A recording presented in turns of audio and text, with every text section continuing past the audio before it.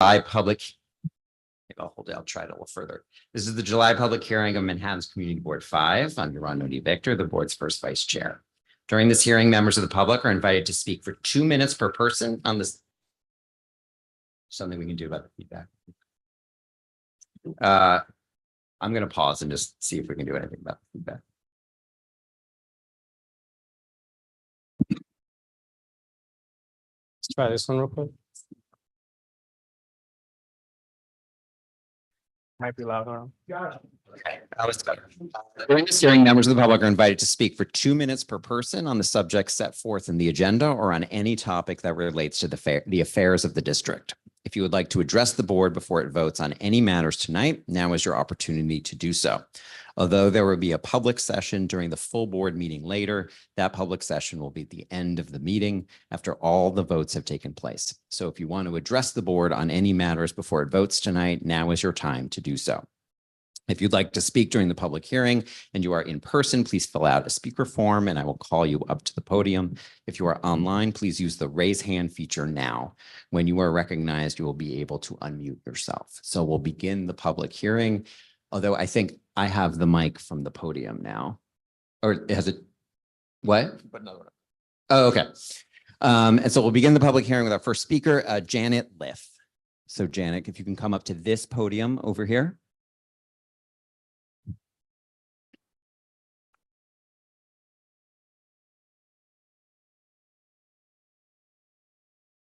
That on? Yes, it is. Thank you. Hi, so my name is Janet Liff. I work in the neighborhood and I'm here to speak in support of the Transportation Committee's resolution. So just a few things I want to call attention to, which is in the resolution, but the committee several times passed resolutions calling for a complete street on Fifth Avenue. By definition, that includes space for bikes, peds, buses, and drivers. And DOT did several iterations of a plan and came back with a plan that accommodated all forms of transportation. On the other hand, by definition, the current schematic plan that the Fifth Avenue has proposed is not good for anybody. It's not good for drivers, all of whom will be forced into the center bus lane to get around either double parked cars or left turning traffic. It's not good for buses who will have to share the singular bus lane with traffic. It's not good for bikes who have nowhere to go. And it really won't be that great for pedestrians who will be subjected to a congested, loud street. The good news is there is time to refine the Fifth Avenue plan. In the meantime, I support this resolution, not only because the DOT's plan is smart, but because there's a real opportunity here. By installing the DOT plan now, we can learn and incorporate the feedback from that design into the final plan. And that will be a win-win for everyone. Thank you. Okay, next we have Liam Jeffries.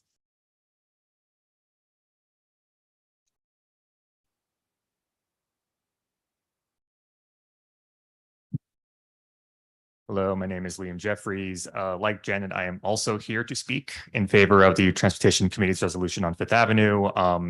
As a cyclist and a bus rider who frequently uses Fifth Avenue, I'm very worried about the Fifth Avenue plan as it currently exists. As a cyclist, no planning for cycling infrastructure of any sort is considering the sheer amount of cyclists who use Fifth Avenue as a non-starter, especially if it involves reducing travel lanes. You need bike lanes there. There's already cycling traffic there, and it's not going to go away if you don't put a bike lane there.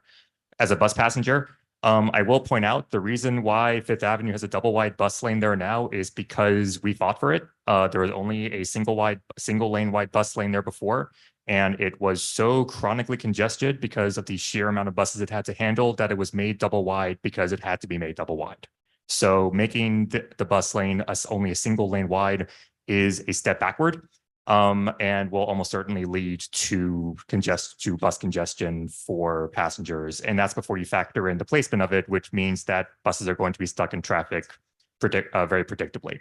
I firmly believe that the proposal from 2021 from DOT for a complete street should go ahead. I like the fact that there's pedestrian space in the Fifth Avenue plan, but there needs to be more planning here. This is not factoring in how people use the avenue. And I believe there should be a lot more cycling and bus infrastructure put in. Thank you. Okay, we have Lisa Wager next.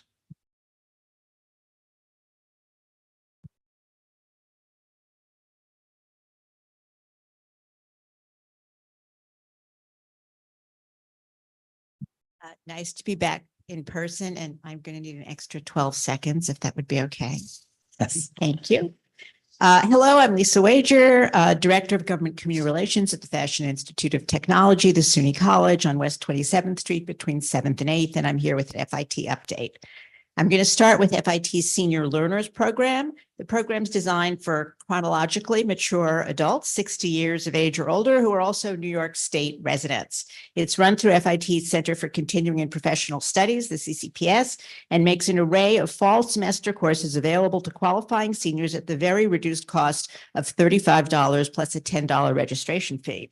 There's an info session on Tuesday, August 12th from 1 to 2. If you're interested, it's a good idea to watch this because the courses fill up really rapidly. Fall 2025 registration opens on August 20th at 9 a.m. sharp. Via our online registration system, you'll find step-by-step instructions on the website, and the CCPS dedicated staff is available to offer registration support. Go to fitnyc.edu/seniors for information on the info session and how to register for courses. Now, I'm going to tell you about this next thing again when we meet next on September 11th, but just for a taste of what's to come, opening on December 10th at the Museum at FIT is Dress, Dreams, and Desire, Fashion and Psychoanalysis, the first exhibition ever to explore the complex relationship between fashion and psychoanalysis. Curated by Dr. Valerie Steele, the director of the museum, the exhibition will feature approximately 100 looks by designers such as McQueen, Schiaparelli, Gaultier, Gianni and Donatella Versace, Galliano, Rick Owens, Terry Mugler, Vivienne Westwood, and many more. Whoops. Described by Susie Menkes as, quote, the Freud of fashion, Steele has spent more than 5 years working on this exhibition and the accompanying book, which draws on the evolution of psychoanalytic ideas about sexuality and the unconscious, with sections devoted to themes such as the mirror stage, the skin, ego, desire, and sexual difference. It's going to be an extraordinary show, widely covered and discussed. Absolutely a fall must-see. Stay cool and hydrated, and I'll see you in September. Thank you. Okay, we're going to move online now. Chris Sanders, you should be able to unmute yourself in a moment and speak.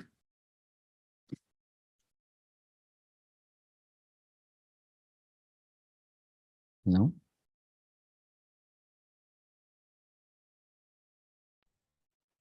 Hello.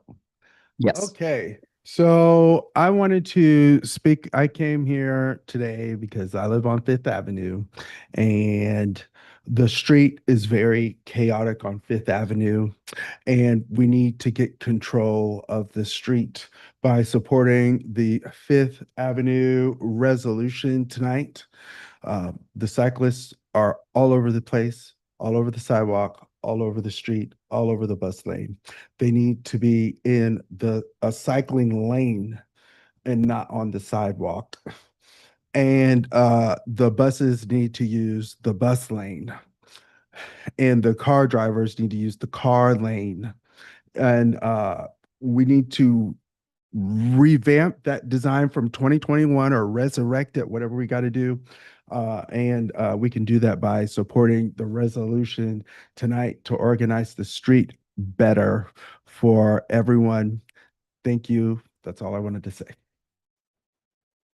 Okay, moving on to Barack Friedman. Hey, everybody, Barack Friedman. Just wanted to, again, urge the full board to support the Transportation Committee resolution and to install the 2021 DOT plan. We need a double bus lane. It works really well. There's so many buses coming down Fifth Avenue. And could you imagine if there's only one bus lane going down Fifth Avenue and then 2 bus lanes going up Madison Avenue? There would just be, stalling of buses and huge delays. So we need 2 bus lanes on Fifth Avenue. It works really well, just like on Madison Avenue. And we need a bike lane, right? Because when cyclists are coming out of Central Park, they come down Fifth Avenue and there's nothing for them. So they need a route of egress from Central Park on Fifth Avenue. So in summary, I support a double bus lane. I support a bike lane there, and I support the Transportation Committee resolution. So thank you. Okay, now we have John Noble.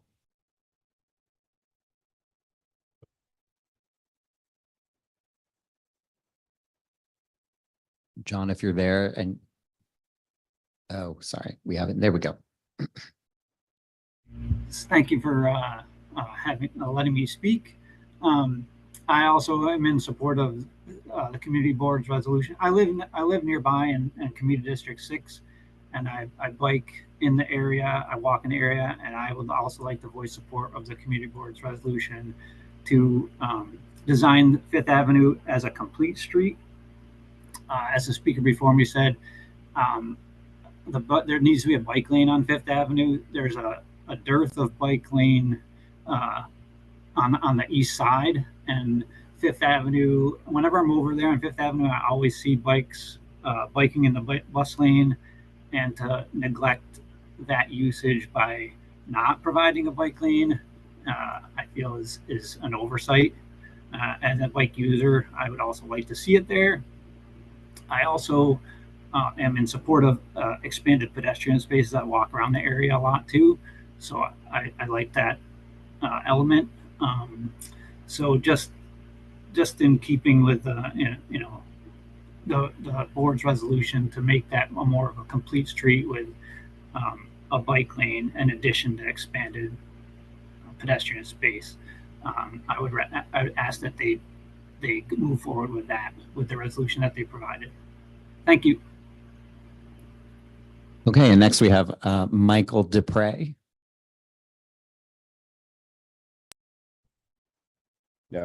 Hi, good evening, everybody. So I'm here to speak in favor of the resolution of Fifth Avenue too.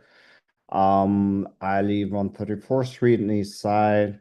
I'm a cyclist. I just know how unsafe and chaotic it can feel to bike in this neighborhood, like being squeezed all the time between express buses and cars. If I want to go to the Upper East Side by bike, I'm forced to detour to First, which is pretty far from my house, or 6th Avenue for a safe connection. There's clearly a lack of cycling infrastructure on the east side of Manhattan, and Fifth Avenue has been left behind. Well, by refusing to install protected bike lane on Fifth Avenue, we're leaving thousands of cyclists without safe access to all the key destinations. But here's a reality: their number have only grown over the past 10 years, and they're not going anywhere. Ignoring this doesn't make it disappear, it just makes our streets more dangerous for everyone. So a protected bike lane benefits everyone, just not cyclists. Without it, bikes end up on sidewalks or in traffic, creating conflict and stress. We have now the opportunity to redesign Fifth Avenue as a complete street. Let's build the 2021 DOT version. Cities such as Paris have shown what's possible. Redesigning is iconic avenues to support walking, biking, a vibrant public life, and an efficient bus traffic. Why should we expect anything less? Final word: prestige and safety are not mutually exclusive. Fifth Avenue cannot call itself world class until it works for everyone. Well, thank you.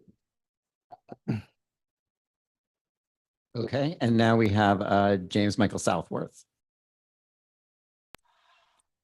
Hi there. My name is James Michael Southworth, former CB5 board member, local resident, and just wanted to comment specifically on Fifth Avenue and the upcoming redesign. I fully approve of the proposal as it is, and I just wanted to comment that there is no room for a bike lane on Fifth Avenue.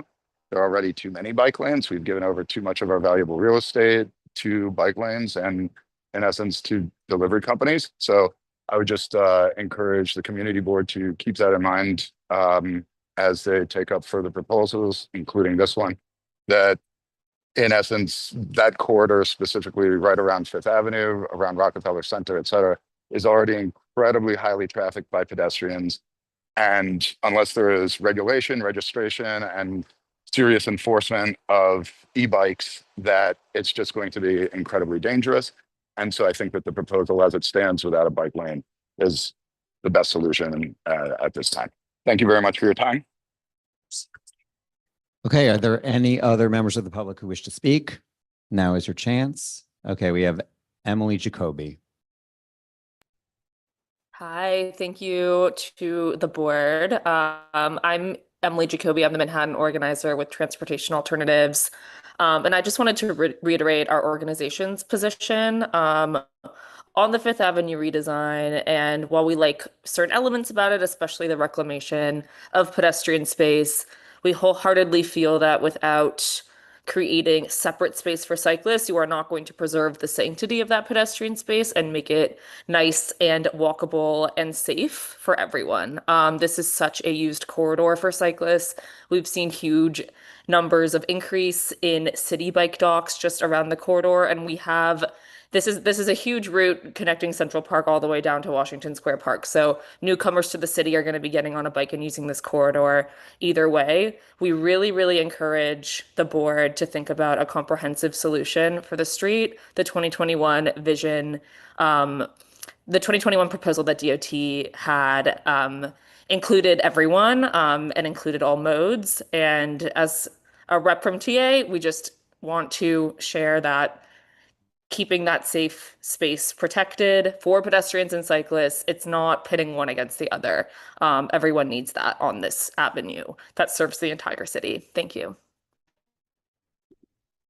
Okay, seeing no other members of the public, I'm going to pass things over to Brad. All right, thank you. I will now call to order the full board meeting of Manhattan Community Board 5. I am Brad Sherburne, the chair. We will start our full board meeting by hearing from elected officials that are in attendance and wish to address the board. The elected officials will be followed by any representatives of other electeds who may report to the board for 2 minutes each. Then the board enters into its business session, which consists of approval of the minutes, the district manager's report, chair's report, committee reports, and resolutions with a question and comment period. Then we will follow with new business, and then tonight an executive session. Lastly, well, not lastly, before the executive session, we will conduct a public session for those who would like to address the board on any item that was not covered during the meeting and that they did not speak to the board about during the public hearing, followed by adjournment. So I will start the evening's meeting by calling on elected officials, and I see Assemblymember Boris is with us. Thank you, Brad, and thank you to the entire board for having me. I'm sorry that I cannot join in person. I am down in DC, where I just gave a talk on AI regulation at the state level and reminded all of the feds that while they think they're the most important, most of the fun action actually happens at the state level and in places like New York. I'm very glad to be here with all of you. We had a very successful session. Speaking of AI, we passed a bill called the RAISE Act, which puts common sense safety standards and guidelines on the most advanced AI research to ensure that New York continues to be a place of thriving innovation, but one where we ensure that the largest tech companies are not doing it at the expense of keeping all of us safe. And very excited to continue the conversation with the governor. That bill is on her desk. We expect there to be potential amendments that she proposes, and this will be an ongoing conversation over the next 6 months as we figure out the right way to regulate these tech companies and ensure that AI is actually serving us all. Additionally, I was able to pass a number of bills that both protected consumers and small businesses, one of which, called the Unregulated Entities Act, gave DFS the power to shut down the financial services firms, so think check cashers or money transfer agents who refuse to be registered when they're legally required to. There was an odd loophole where if you just never pursued licensing, even though you were required to, DFS couldn't actually issue any penalties. And so similar as we saw perhaps with the cannabis rollout, where you had a number of unlicensed entities that couldn't be quickly shut down, we were seeing more and more of these places popping up that were both threatening small businesses that were trying to behave in the correct way and taking advantage of consumers. So very proud we were able to pass that bill with Senator Krueger. And I should mention Senator Granardis on the RAISE Act. We also passed a bill updating the Uniform Commercial Code so that the standards that New York businesses are operating by are the same as they are in the majority of other states. New York hadn't updated that since 2014.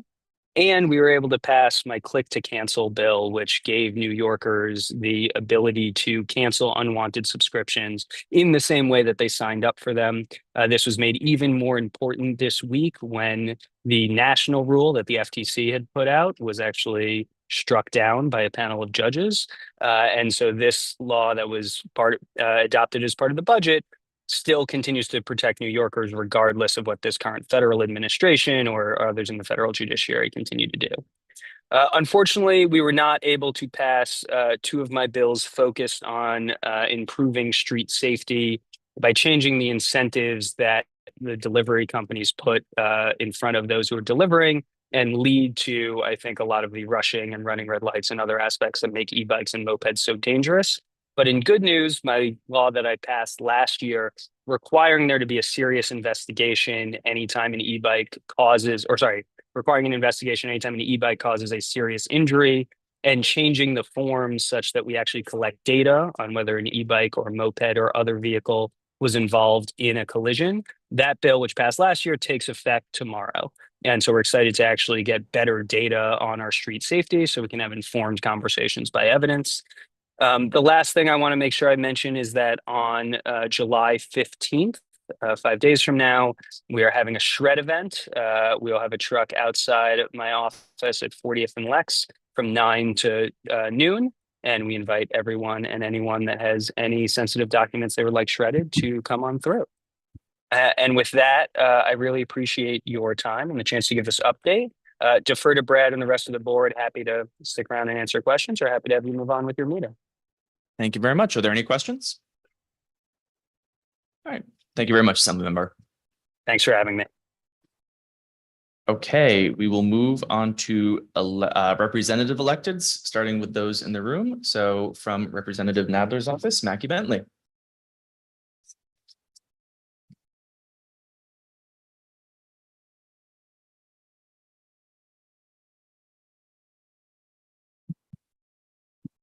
Good evening, everyone. I just want to give a few updates from Congressman Nadler's office. Last week, Congressman Nadler stood with every Democrat in the House to vote against House Republicans' devastating budget bill that threatens to kick millions of Americans off the healthcare coverage, strip food assistance, drive up premiums, deductibles, and copay for working families, all of which finances massive tax cuts for billionaires and large corporations.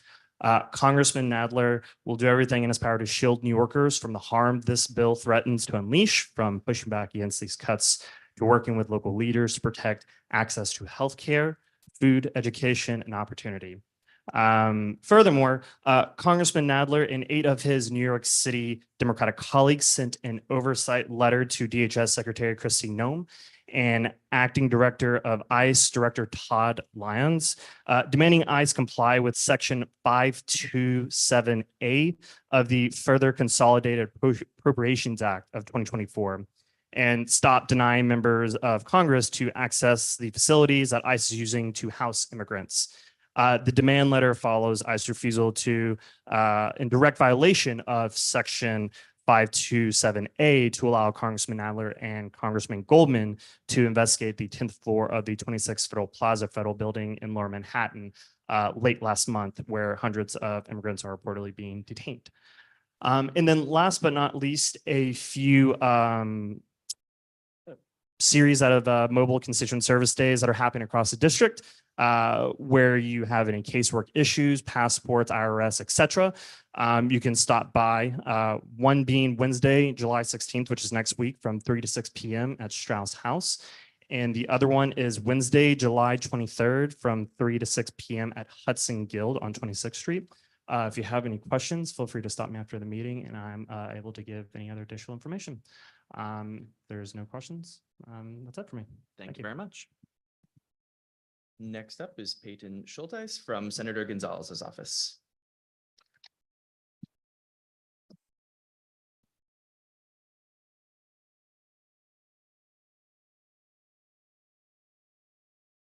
Hi, good evening. I'm Peyton Schulteis from Senator Gonzalez's office. First, last week, our office hosted a shredding event near Stuyvesant Square Park. Thank you to everyone who showed up, safely disposed of sensitive documents. And thank you to Assemblymember Epstein's office and Councilmember Rivera's office for co-sponsoring that event with us.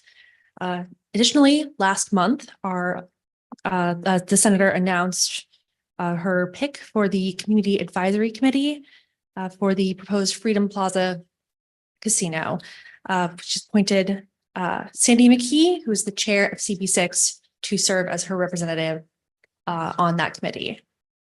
Additionally, if anyone is interested in staying updated on the ongoing casino process for the Freedom Plaza Casino, our office has a dedicated newsletter focused just on that particular issue. It's open to everyone, not just constituents. So feel free to call or email to let us know if you want us to add you to that. In addition to that, we've got an upcoming event. We're excited to be joining Representative Nadler's office at their Mobile Constituent Services Day at Strauss Houses on July 16th from 3 to 6 p.m. Feel free to stop by and say hi. Additionally, I also just want to flag that Senator Gonzalez's office is operating as a cooling center this summer. So on from Tuesdays through Thursdays from 10 a.m. to 3 p.m., if there is a heat wave, we will be open as a cooling center. And if we are at capacity, we'd be happy to direct you to other cooling centers in the area. Thank you. Happy to take any questions.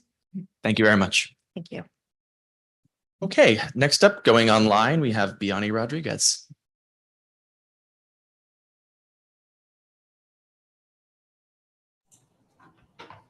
Hello, my name is Biani Rodriguez. I am from the office of Councilmember Carolina Rivera, and it's been a busy budget season for us as Councilmember Rivera was part of the budget negotiation team for the City Council and is proud to have secured $116 billion $160 billion budget that addresses the pressing charges that are facing our city today. Working in coalition with our office, we fought for a budget that uplifts working families and delivers meaningful support to all New Yorkers. Councilmember Rivera was able to allocate programmatic funds to support over 110 organizations in Council District 2 and secured over $25 million in capital funding for projects within our district. She was able to secure funding to expand NYPL 7-day service, as well as secure investments for an universal childcare pilot, early childhood education, improving quality of life, and public safety.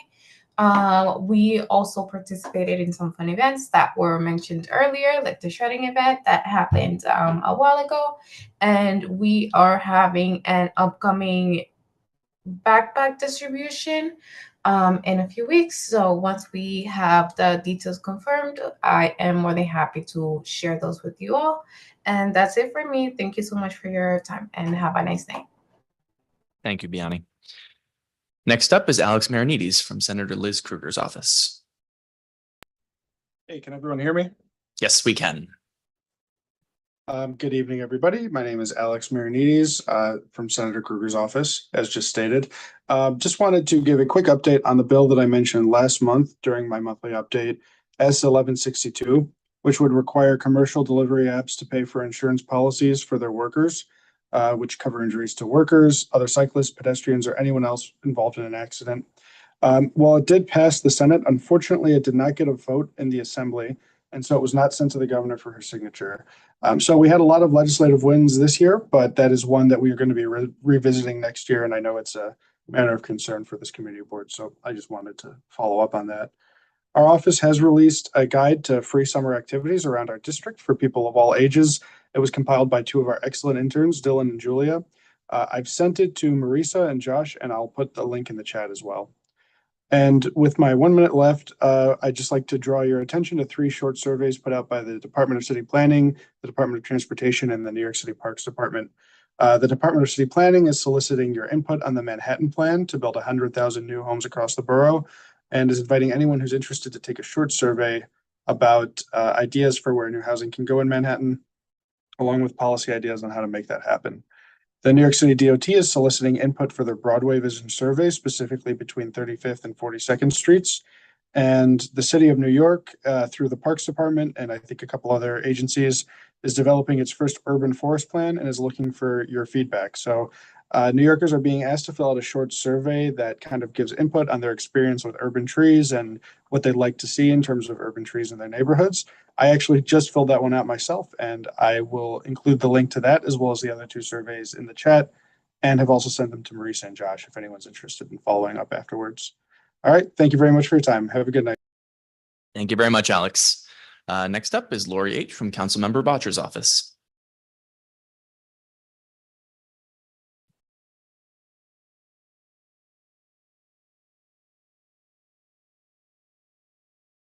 She said she can't unmute. Can you unmute Lori manually from over there?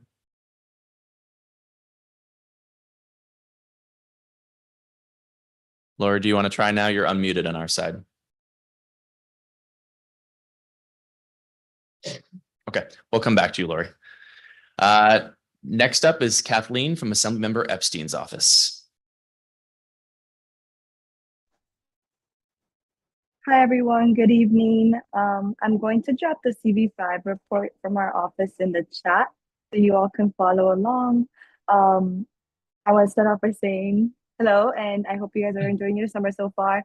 The assembly member is starting our summer reading challenge. So if you have children or you know somebody with a child that's in school in the district, please call our office. We're gonna have a little pizza party at the end of the summer to celebrate their reading and their academic endeavors. So that flyer is also in the report.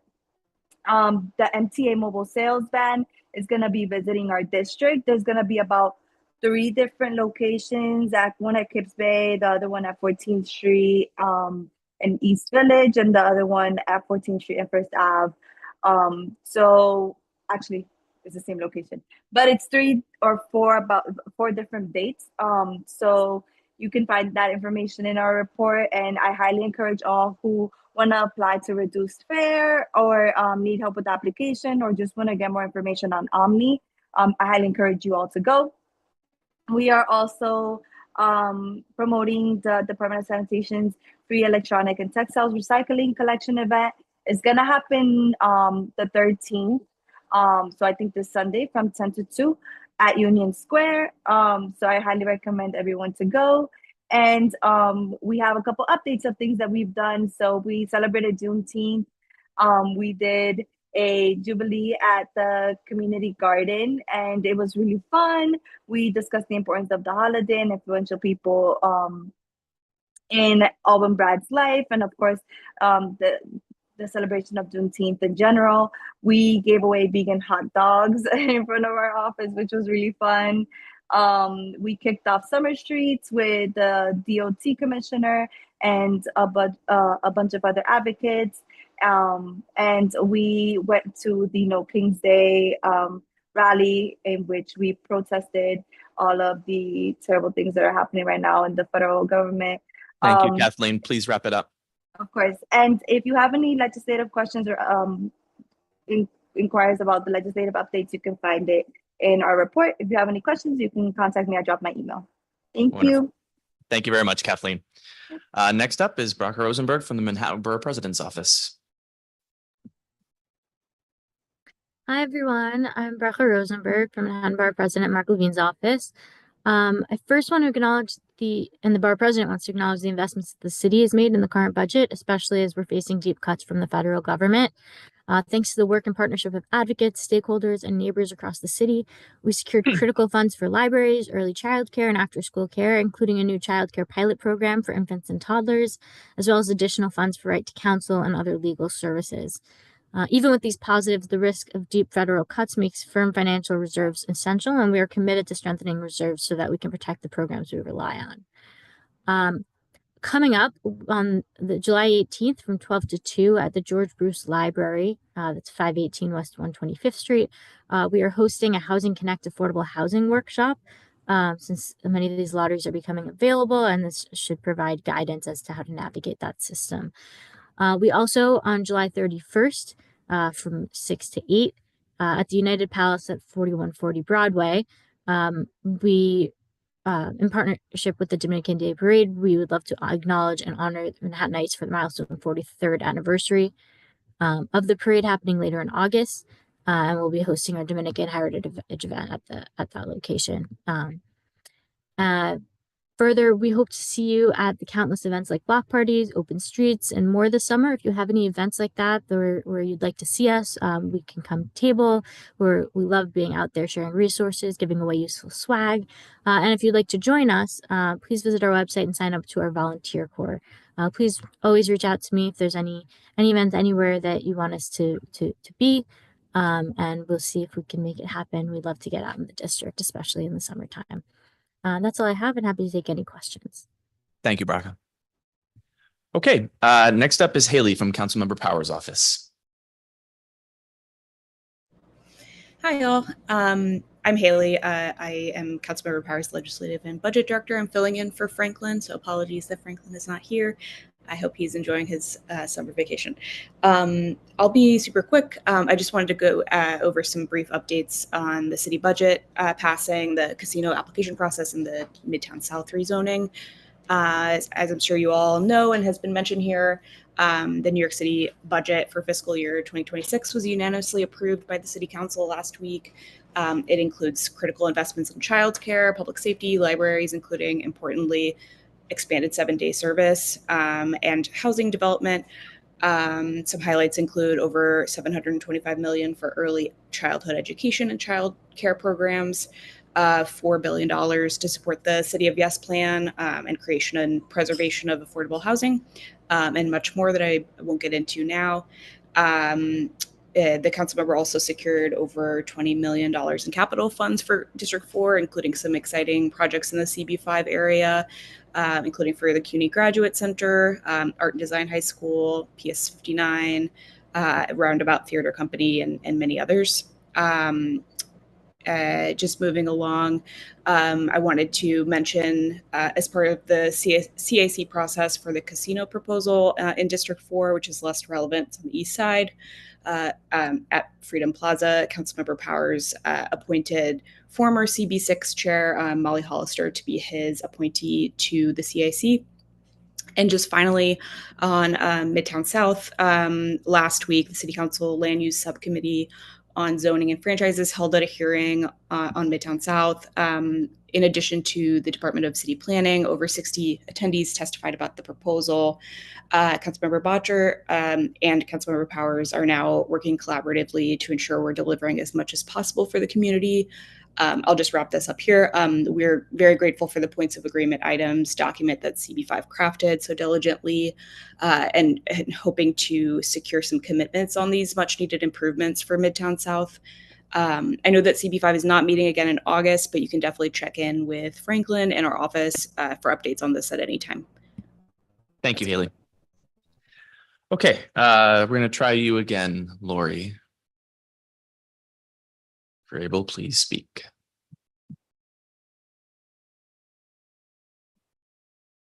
Okay. Sounds like she's having technical difficulties still. Okay, so we will now enter into the business session of the board, where, as I mentioned, only board members are allowed to speak. Board members attending virtually, please remember to have your videos on during the meeting.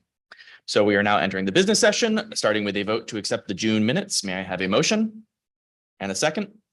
Thank you. As a reminder to all members, we are conducting voting using the Google form sent to you by our secretary, Milan. Please use this Google form to cast your vote. If you are in person, do not have a device capable of casting this vote, or if you are having issues and need assistance, the board office is available with additional devices for members to cast their votes. For members attending virtually, please let us know in the Zoom chat if you're having issues. So now we will move to the district manager's report. Take it away, Marisa.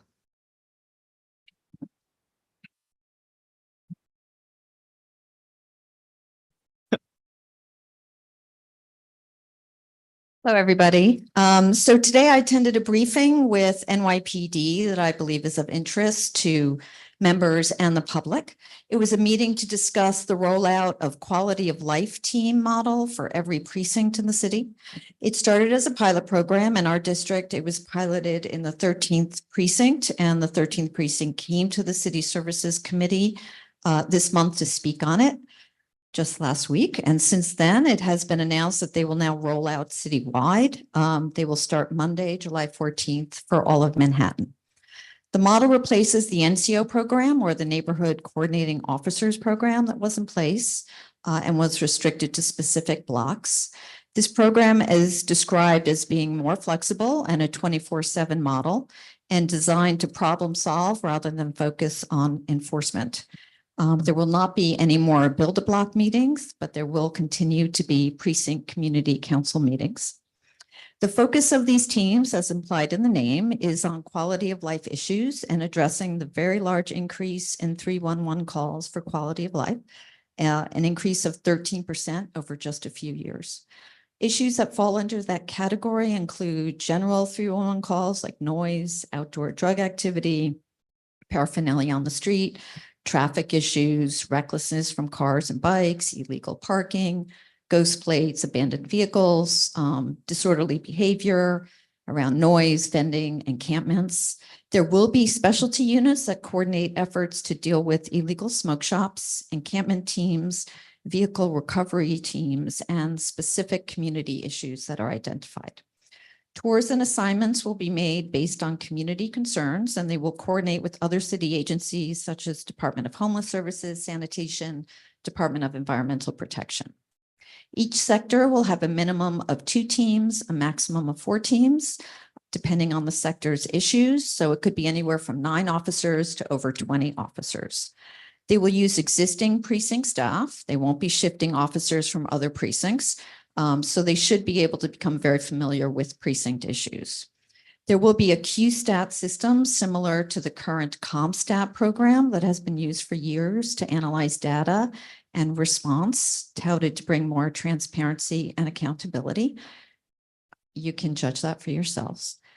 It will be a data-driven and community-driven model. I know there's a lot of 311 fatigue, but I encourage you to please use the 311 system and/or contact our office directly with any issues, office@cb5.org. And that data-driven model will allow us to track this program through our own meetings with NYPD, its response times, and its actions. And there will start to be post-rollout meetings in just a few weeks to assess the program, and I will keep you updated on that. Thank you. Great. Thank you, Marisa. So we will now move into the chair's report. So welcome everyone to our last meeting before our summer break. A few quick housekeeping items. First, our treasurer, Ankur Dalal, has prepared an annual report on our budget, which includes a look back at our spending over the past year and a look ahead to the coming year. Careful observers will note this is remarkably similar to last year's budget, but please feel free to reach out if you have any questions. Speaking of our budget, I would also like to thank Councilmember Powers on behalf of our board for continuing his annual tradition of generously funding our board from his discretionary fund.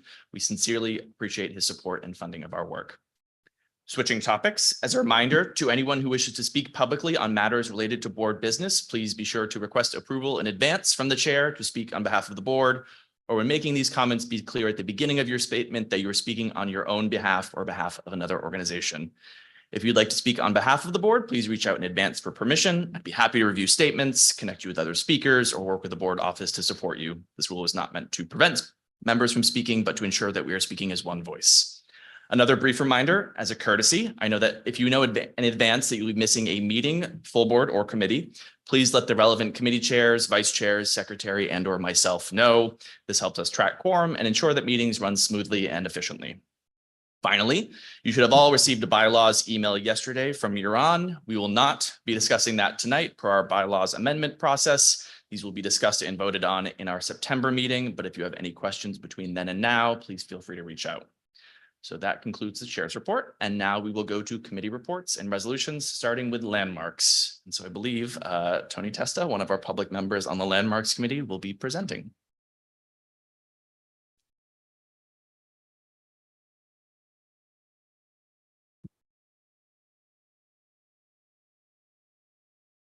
Okay, thanks, Brad.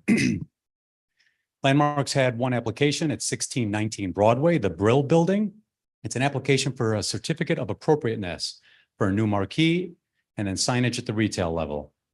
So 1619, it's known as the Brill Building. As I said, it's an 11-story white brick Art Deco building constructed in 1930-31 by Abraham Lefcourt. It was home to numerous music writers and producers early on, and it's located at the northwest corner of Broadway and West 49th Street at the north end of Times Square. It was designated a New York City landmark in 2010. So the applicant proposes to install a marquee above a retail space on the Broadway facade for a new tenant, right now named the Escape Room, the Great Big Game Show. And they're also proposing to install illuminated signage within the storefront display window. The proposed marquee will be 110 inches above the sidewalk, 294 inches in length, and 60 inches out from the facade. None of the decorative grille work on the facade will be disturbed. The proposed marquee will feature internally lit, non-flashing standing letter signage above the marquee and also underlighting. The applicant also proposes internally lit, non-flashing interior signage within 18 inches of the storefront window. When it's within 18 inches of the window, it comes to us as well. So the proposed marquee is similar to an already approved marquee over the corner retail spot in dimension, color, lighting style, material, and overall design. The proposed window signage is also similar in positioning behind the glass and illumination to two already approved window signs in retail spaces on either side of this applicant. Any of the historic Brill Building detail will not be disturbed. So the committee found that the applicant's proposal is contextual with the Brill Building's location at the north end of Times Square, as well as appropriate to already approved changes to the landmark. We did have one concern that the final name of the space doesn't sound like it's quite finalized, but as long as it falls within the same criteria that we've discussed, we don't have any concerns. We did tell them that if it does fall outside of that criteria, that they come back to the community board. This was approved unanimously, 12-0-0-0. Great, thank you. Any conflicts? Any questions? Any comments? Mike. Grab a microphone, Mike. There you go, and now use it. Here we go. Did you say the Brill Building was built by Abraham Lefcourt? I did. I was wondering if everybody here knew that Abraham Lefcourt made all his money in the dress business in the garment district, just as an aside. Thank you. Okay, any other comments? All right, thank you, Tony. Okay, next up, I believe it's transportation, right? Where's my agenda? Yeah, transportation.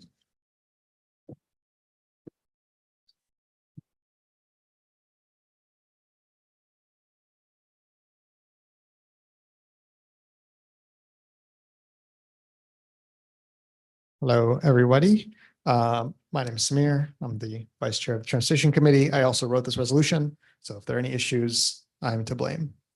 Okay, so the Fifth Avenue Association alongside the Empire Development Corporation and the DOT and the Office of the Public Realm and a bunch of other groups came to present the future of Fifth Plan to the community board or to the committee this month.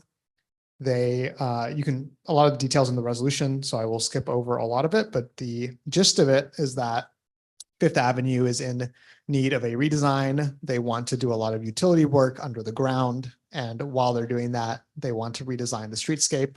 There was a interim proposal in September of 2021 that would have added a bike lane and added some temporary sidewalk extensions while maintaining the double bus lane and adding some turn restrictions. And so this new plan has much wider sidewalks, capital improvement, so not just paint, but actually real sidewalks, which is nice. And a number of different changes, including raised crosswalks at certain intersections, trying to make it have more of a piazza feel, but they made sure to say it's not actually a piazza, just piazza-like. And a number of other changes. Basically, the idea is that Fifth Avenue shopping destination has a lot of pedestrians. I think 23,000 pedestrians at peak, but the street space, the street allocation does not match that. So this would fix that problem. They're currently just completed their 30% design, and the plan is to start construction in Q1 of 2028 at the earliest. And so we wrote a resolution basically saying we support the plan. We think it's a great plan. However, we would like to see a few conditions, and I will read those out. The proposal from 2021 for a temporary busway, bike lane, and expanded pedestrian space should be implemented as soon as possible while we wait for the final design and construction of the plan that will begin in 2028. We would like to see some public restrooms. We would like to see additional refuse bins. We would like to see street furniture and bus shelters whenever possible. There were no bus shelters shown in the plan. And we would like to see a study of bus traffic to see how we can potentially, change the way the buses run to optimize the street. A real solution to the bike and pedestrian safety problem right now, that we see all over the city. Leveling out the entire street bed. So instead of having curb, street, curb, it's just all flat, similar to an actual piazza and what they're doing at the piazzas that they have.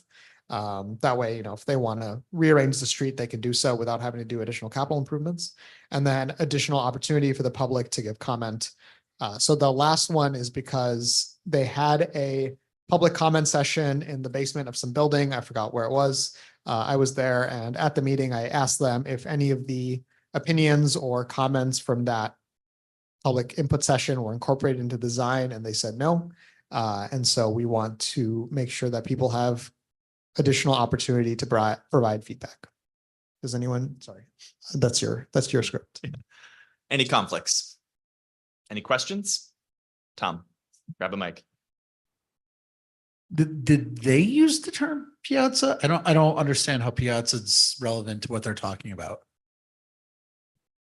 They use the term piazza.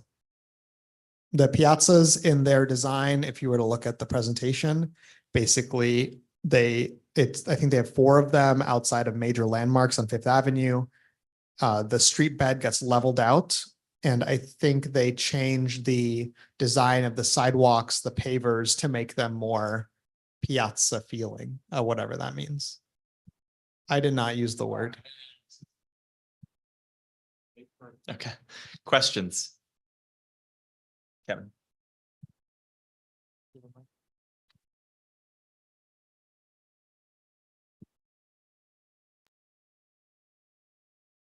Nope, it's not on. Oh, It is. Okay, there it is. Go back to the district number 6. If you're kind enough to explain what the fully protected bike lane are. So I'm going to repeat that just for people online because I think it's cutting in and out. But Kevin asked Samir to reiterate sort of the thinking behind condition number 6. Yeah, is that correct? The bike lane. Yeah, so when they presented their plan, one thing that came up again from the public comment was a request to see a bike lane on Fifth Avenue. The proposal in September 2021 had a bike lane, so naturally we asked them, why is there no bike lane? Our chair of the committee, David Sigmund, who's not here, brought that up himself and showed a bunch of other examples of other world-class streets where they do similar treatment, but they do have a bike lane. And so the resolution, or the 6th statement on our resolved clause that says a real solution to the bike/pedestrian safety issue on Fifth Avenue must be proposed in the final design to ensure cyclists and pedestrians will not have conflict, including the consideration of a marked shared path on the sidewalk or a fully protected bike lane on the avenue, even if removing an additional travel lane is required to make that feasible. Basically, we asked them why no bike lane. They said, we can't do a bike lane because we need a lane for travel. And we said, maybe get rid of the lane for travel and then you'll have space for the bike lane. Any other questions? No, we're going to keep things moving. Todd, do you have a question? Feel free to raise it. Yes. Hi, Samir. I hope everybody can hear me. Can you give a little bit more background on the issue of the appropriate capacity for the bus lanes and the redesign, and whether or not those comments that came up in public session have been considered adequately, and the pros and cons that may not be reflected in the resolution?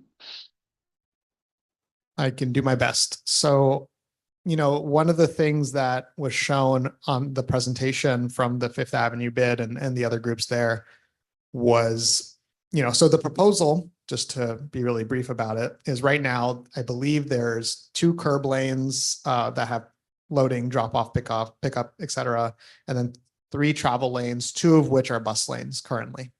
The proposal is to narrow it to 3 lanes where you have 1 shared travel lane that includes the bus stops, 1 express bus lane, basically in the middle, and then 1 left turn curb travel lane where people can go straight. And so I think what people were bringing up in the public session was, why are we going from 2 bus lanes to 1 bus lane? The answer we got from the Fifth Avenue bid was basically, it's not any different from how it is today. It's just they're not going to have red paint on it. Currently, we have 2 bus lanes where 1 lane is practically shared because people will pull over or take a right turn.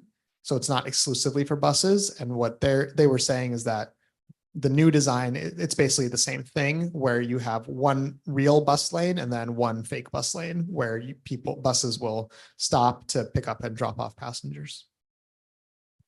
Does that answer your question, Todd? Thank you, Samir. All right, thank you. Any other questions? Okay, moving to comments. Starting with Zool.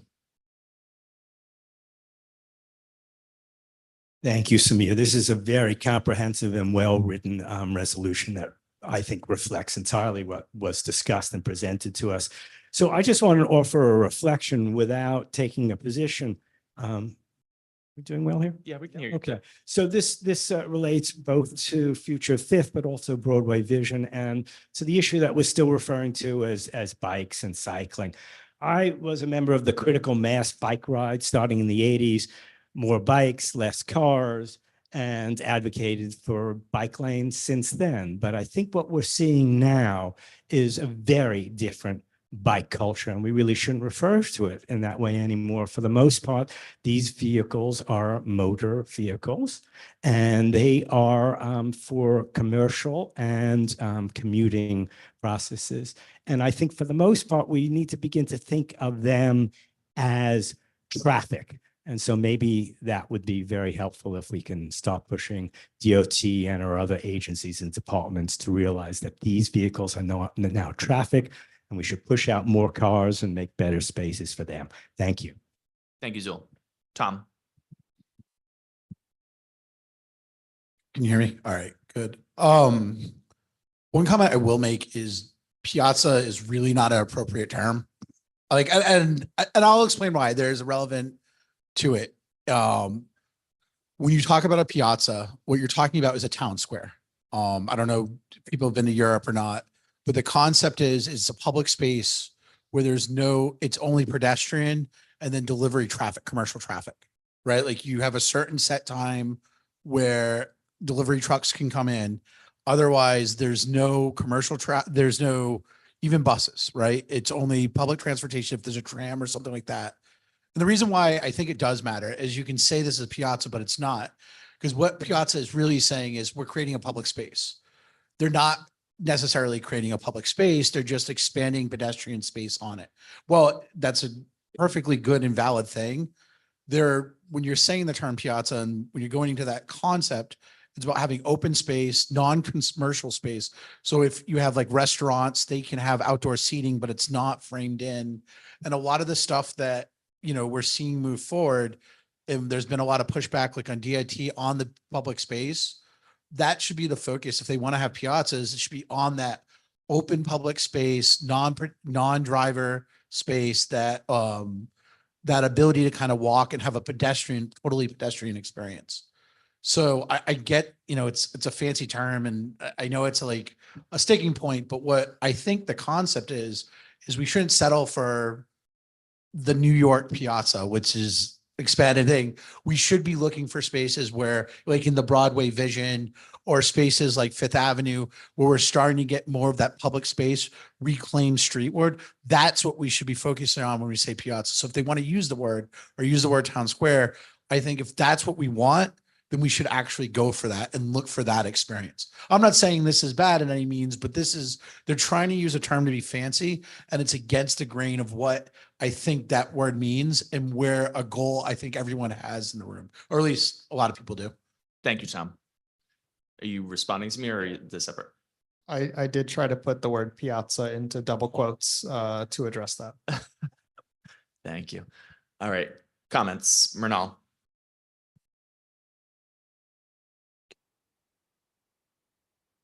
So I just want to say, while this is a good plan, this is a wasted opportunity by not putting a bike lane in place. There's no bike lane going south between 2nd Avenue and 7th Avenue. So bikes are here to stay. I mean, we like them, we don't like them. They're electric, they're pedal assisted, or they're regular bikes. They're not going anywhere. You got to give them space. If you don't give them dedicated space, then they will conflict with buses, they will conflict with cars. You often see that. I mean, 5th Avenue is actually a good example of this because there's a bike lane that starts right around, I want to say around 25th to 24th Street. Right before all the way down to 24th Street, you often see bikes in the bus lane, which is incredibly dangerous. You see them zigzagging through traffic. As soon as you get to 25th, they're all in the bike lane. So they're not going anywhere. If we give them space, we make segregated space for them. It's safer for everyone and it prevents conflicts. That's all I'm going to say. Thank you, Mernal. Alice.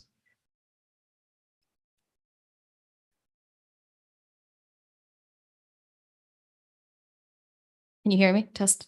Awesome.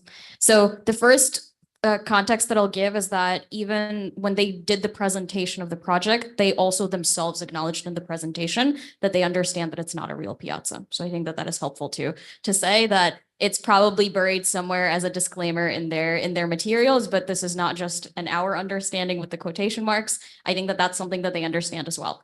Point totally stands. Just wanted to say that they also get it.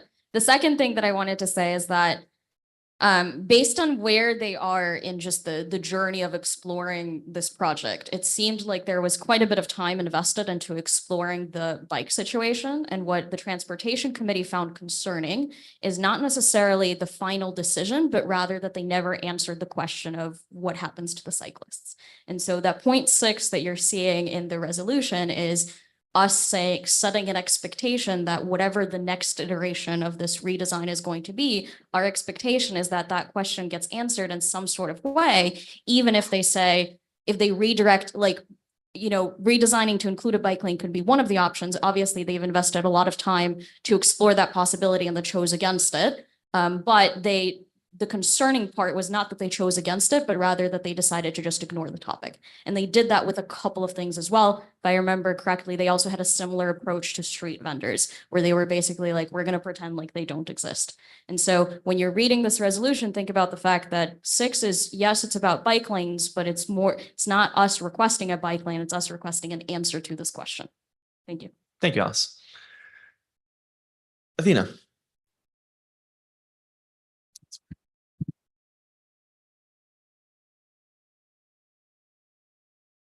You gotta turn it on for us. How's that? Okay. Great. Line 126, I think we could clarify that 5477 people with, this amount of people per hour on sidewalks at workday peak times. So it's clear that, the next paragraph talks about even higher numbers. And then line 141, additional changes to the traffic patterns need to be made instead of make. And then the spelling of my last name across the Rezo package has an additional H. So I would like that taken out. Sorry, which line has the additional H? All of my votes, wherever my last name Oh, I see. appears. So line 210, but also several Rezos in the Parks Subcommittee as well. Understood. Apologies. Thank you. So for the first one, though, are you offering an amendment? Yes. Okay. Do we have a second? Wait, can you repeat exactly what the word of the wording? Yes. So line 126, I'll read the proposed version. world, comma, experiencing 5,477 people per hour on sidewalks at workday peak times. Okay.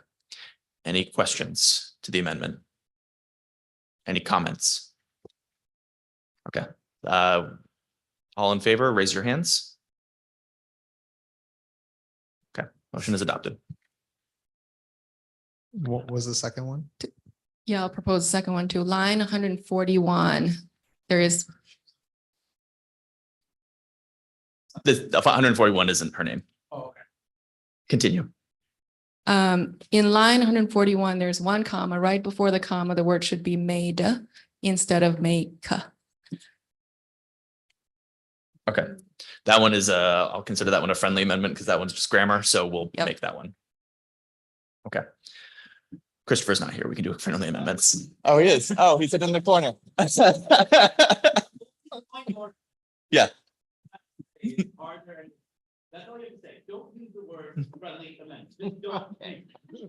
Okay, thank you, Christopher.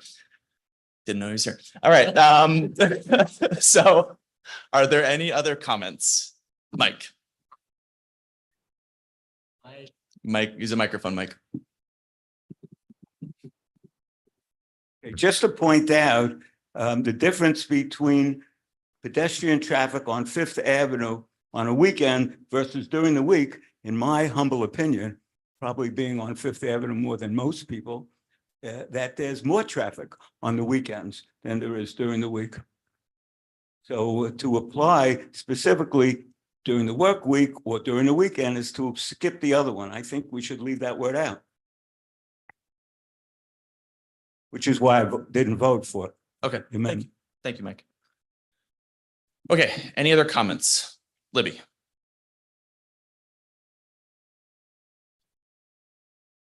No, go for it. No, no. So as the chair of Parks, Public Spaces and the Environment, I also had a briefing on this in the fall. And what stood out to me from that lens was a lot of the climate resiliency infrastructure that is built into this plan. The slides that we saw and that Transportation Committee saw will add approximately 230 new trees, 20,000 square feet of new planted areas in the planters. This is a significant amount of greenery that's being added. Additionally, to the piazza, in scare quotes or not conversation, ideally, some of these improvements to street design have seating also included and places for improvements in that realm. But really, I'm focused on the green infrastructure and the improvements to the tree landscape and the cells that go under with the tree roots that Samir can probably speak a little bit more to. But those climate resilient design inclusions, I think, are really important, especially as we deal with more storms and we deal with larger rainfall totals as thunderstorms are sort of in these things called when they get entrained on a certain area. I know that we've had that in New York City before. I've certainly been caught in those storms, but dealing with the stormwater here and additionally, like the heat dome piece of those trees, I think is something really important to be included in this since it is this infrastructure element. So I have a couple of amendments that I would like to see added, but okay, I'm not sure how you want to handle this. I have a feeling that what you're about to say has a lot of words. Is that correct? Yes. Okay, can you email it to me? Yes. And so I can, I don't think it's actually worthwhile to just sit here and read it, so I will project it. Cool.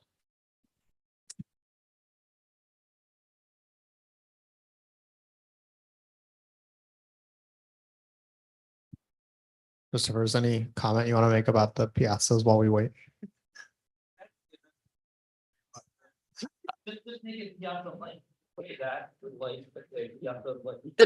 The presentation does not use quotes. I just looked it up. Okay, let's, everyone, please wait to be recognized.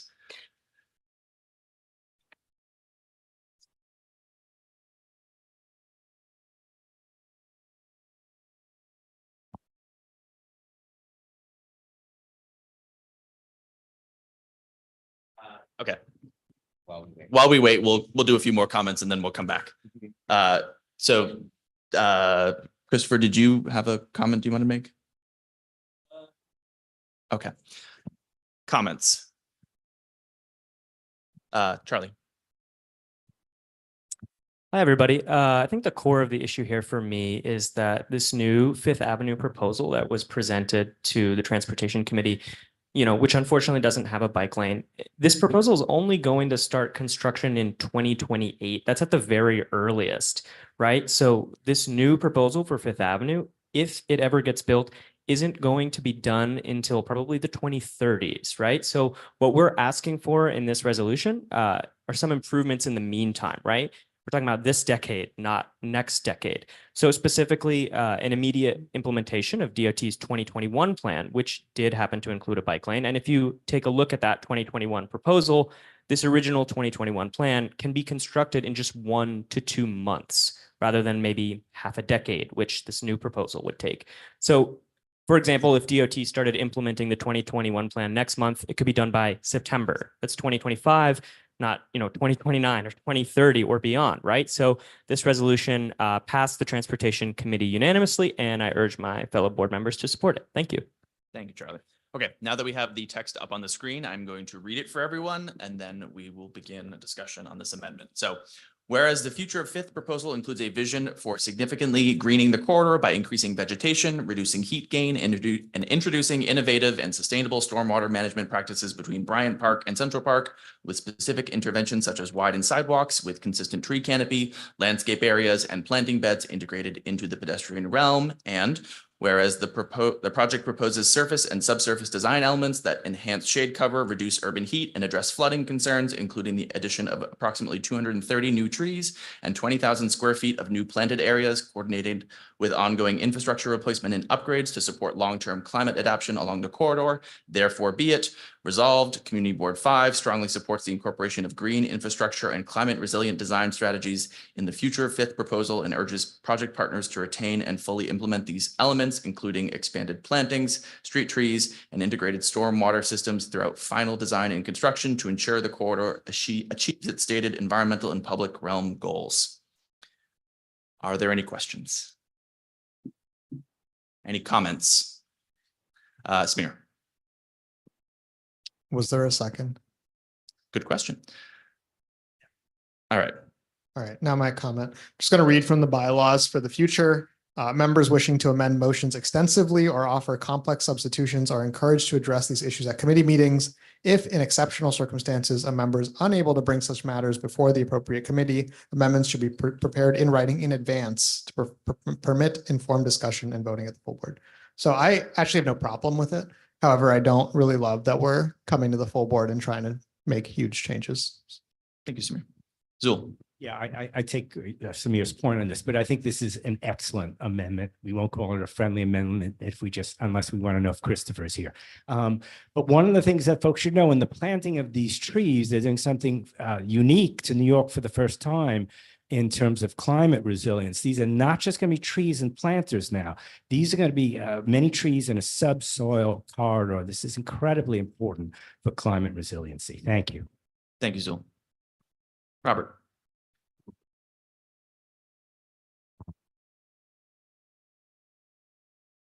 I support the substance of the proposed amendment. From a mechanical perspective, it seems a bit weird to me. So I was going to propose that instead of the amendment concluding with resolved, it just conclude with another whereas clause to avoid duplicative resolutions.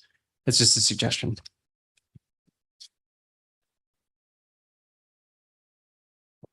Libby, is your intention that this essentially goes after line 185? I think my hope anyway was that it would make sure that this is sort of in that sort of conditional piece of it to make sure that this makes it into the final plan. Because that's where it asks, it can be, I don't care about the language of this at all. Our favorite other bots have helped word this to make sure that it's accurate with what was in verbatim the presentation. But as far as making sure that the commitments that have been put forward, I want to make sure that that is sort of in the resolved. But as long as that can be sort of like guaranteed with the condition that like these environmental things. We support it if this is met. Sure. So and just for a little context, Robert, it is not unusual for us to have two resolved in a single resolution. So I think the answer to that is yes, you would like that to be a 184 so that this resolved then leads into our second resolved, which is the one that's in the base resolution. Yeah. Okay, great. Thank you. Alice. No, not for people online.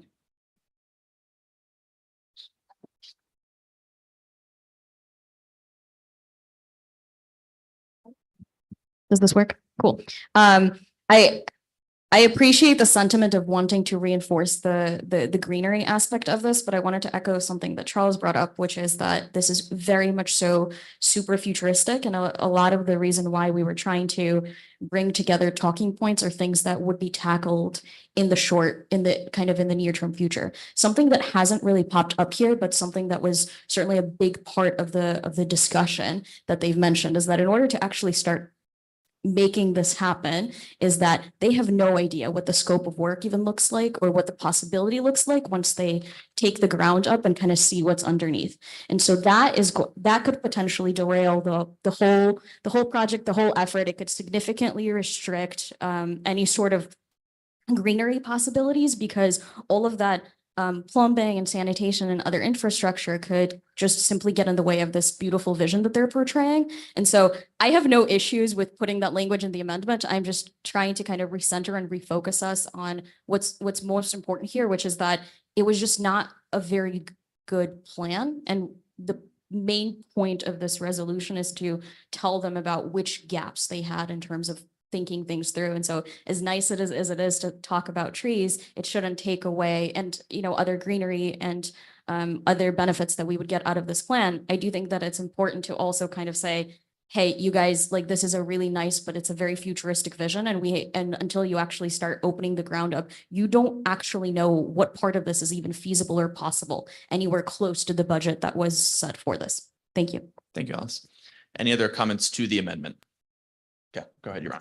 So I'm not going to offer an amendment to the amendment. But what I would, to sort of move us along, I would propose that you could think about withdrawing your amendment and thinking about an alternate amendment. I think what we're saying, and perhaps I'm wrong, but I think what we're saying is that we could just add a 9th condition to the resolved that is essentially the first sentence of your resolved.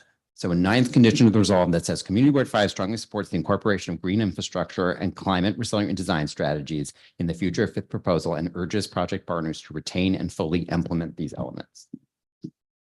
So we're saying we approve this plan and this 9th condition of that approval is that you do the green infrastructure and climate resilient part.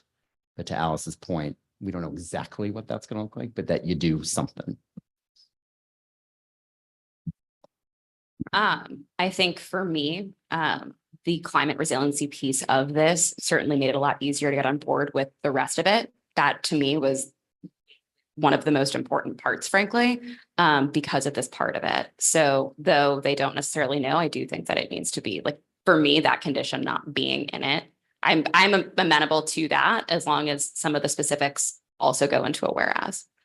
Okay. But the specifics of what they're claiming, I think should be included in they may have said this and maybe they're making it up, but okay, it's a factor for my vote anyway. Thank you.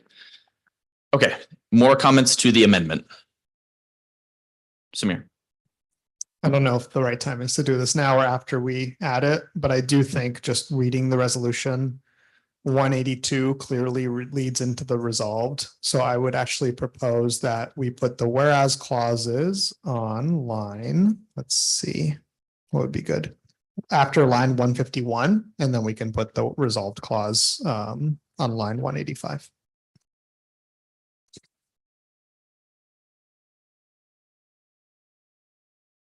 So you'd say the two whereases go after 151 and then the resolved goes before 185? Yes. Okay. You making that motion? Yes. Okay. Is there a second? Okay. Questions to that amendment of the amendment? Is it a question to this amendment or to the broader amendment? To the broader amendment. Okay, then not now. Okay, So these questions are just for the amendment that Samir just offered. Robert.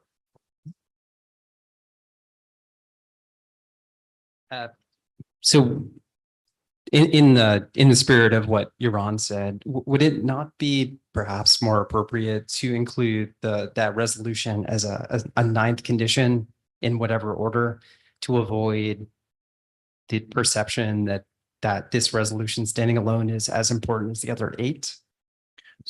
So we already have a pending amendment and the person who has offered it is not willing to make that change. That's why I think I was asking as a comment to Samir's proposed amendment or a question to Samir, but I apologize if I'm out of order.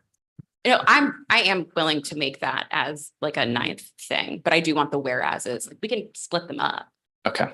just to clarify. So I feel like we're spiraling a little bit. So so Can I make a proposal? yeah, go ahead. Libby, would you be amenable to me withdrawing my amendment and then you withdraw your amendment and then you just make one amendment that is to put the whereas clauses on line 151 and then your resolves clause as the ninth condition on the resolved? Would you be amenable to that? 100%. Great. I withdraw my amendment. And who was your second again? Who was your second, Samir? Second. Okay, so Zuli, you willing to withdraw your second? Okay, and then Libby? I would like to propose everything that's Well, here. no, you have to withdraw first. I already did. I withdrew and Okay, then and second. then Zul, do you withdraw your second? Great job. All right, now, Libby, I would like the whereas to go on line 152. One. After 151 has words on it. after So 151, sorry. after 151, between 151 and 152. And then I would become the ninth in the Okay, do we have a second? Second. Do we have a question to that new amendment? I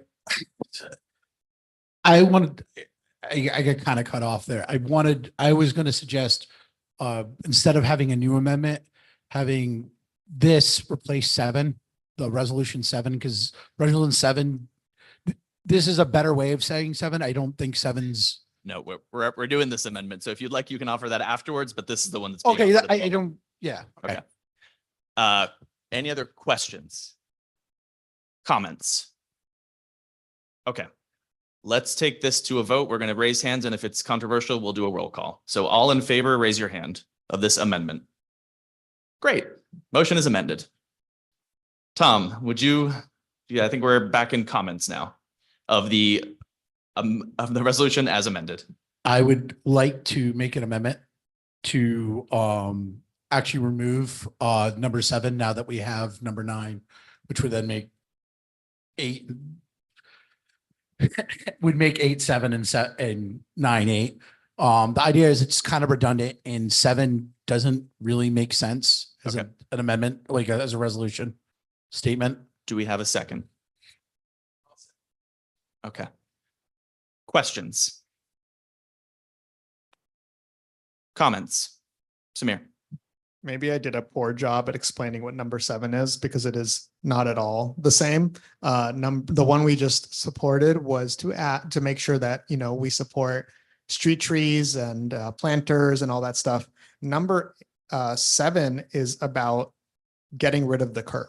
So basically, I don't know if anyone here has been to Hudson Yards, but they don't have a street and a curb. It's just flat the whole way. That is what number 7 is. It is saying that the entirety of Fifth Avenue for the entire project proposal should be one flat street curb, property line to property line, and not have a dip for the street, which is what you typically see. And the justification was that if at some point in the future they want to do a real piazza, for example, it's already all level and they could just shut the street down and we would have the piazza without having to do additional capital improvements.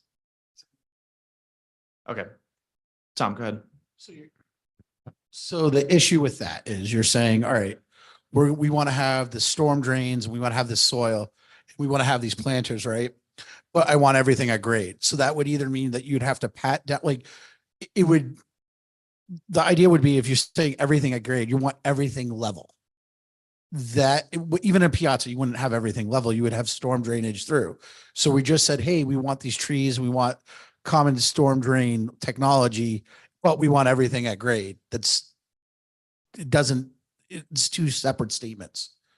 You get what I'm saying? Like, I get what you're saying, but if you're going to say like, hey, we really want like this new age storm stuff, and we want to have these planters and we want to have all this, it then doesn't make sense to say, but we want everything on grade, because especially if you're growing trees will never be at grade. Does that make sense?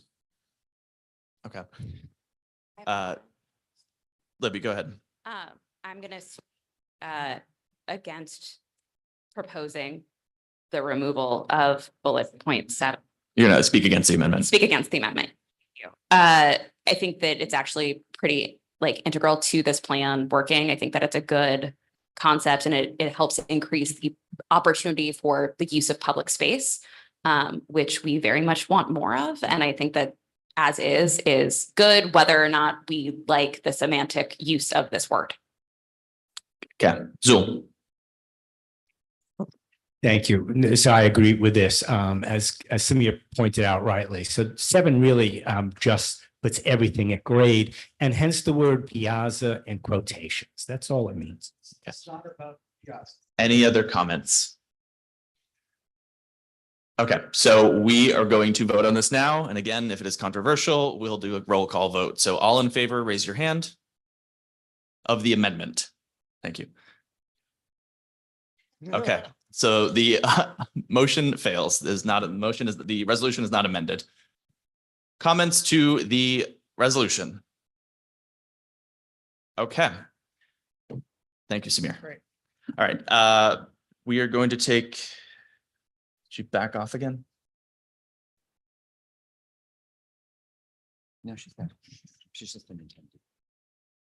Okay. All right, Cale Brewer, I see that you have joined us. Would you like to address the board?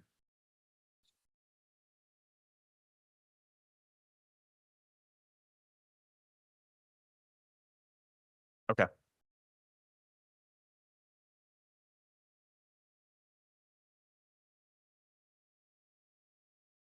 Please unmute yourself if you'd like to address us.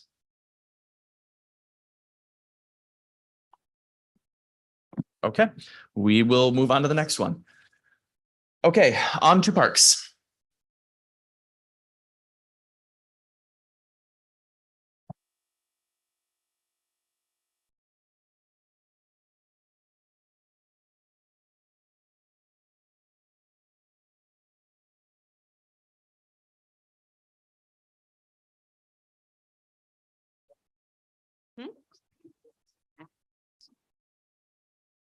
Hello.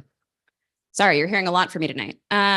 So I will lead this off by saying that we are going to also, hi, I'm Libby Hutton. We are going to be hearing from Bryant Park Corporation on their general events planning and programming in September. So when you are commenting or asking questions about these resolutions, please keep that in mind. Also, please come to our September 4th meeting if you would like to provide any comment on the events and programming in Bryant Park. So our first item is a rather long letter. It's an update from something that we saw earlier this year for our new members. And as a reminder, there were 2 fires this past winter in December, one at the Herald Square Holiday Open Street and the second one at the Bryant Park Winter Village. They have, as agreed upon, everyone came back to our meeting for an update on these safety protocols, planning. And we received an update from Bryant Park, but not from 34th Street. So this resolution really just outlines sort of who was there, what was heard, to make sure that everyone's sort of being held accountable. Unfortunately, we really wanted a lot of the logistics to be significantly more detailed than they were.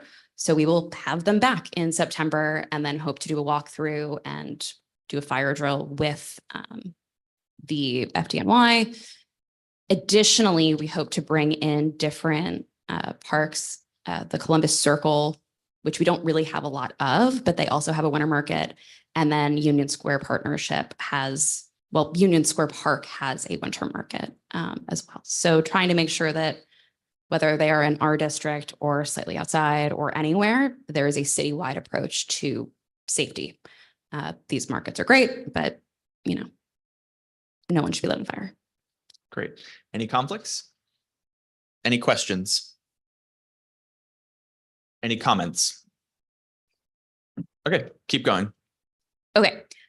Second, we have a resolution about an Olay Fashion Week pop-up. It's going to take place at the Bryant Park Fountain Terrace, which is on the western side. It's one of the larger entrances. The footprint is a little bit larger. The committee was mostly concerned with clearance on either side of it and the queuing. You can see in the diagram that is attached to the resolution package where it is and why pedestrian flow was one of our biggest concerns. We also asked that they come back when their signage is finalized. Okay, thank you. Conflicts? Questions? Comments? Mike, grab a microphone.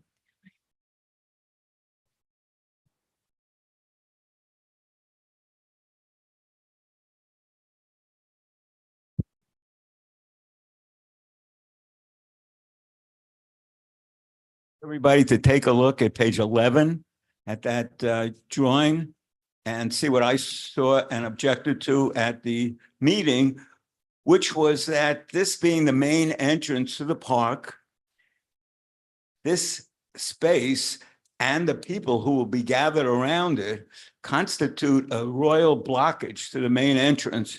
And I think it's a dumb thing to have this set up right at that location, as you see on this photograph. So I'm going to vote no. Thank you, Mike. More comments?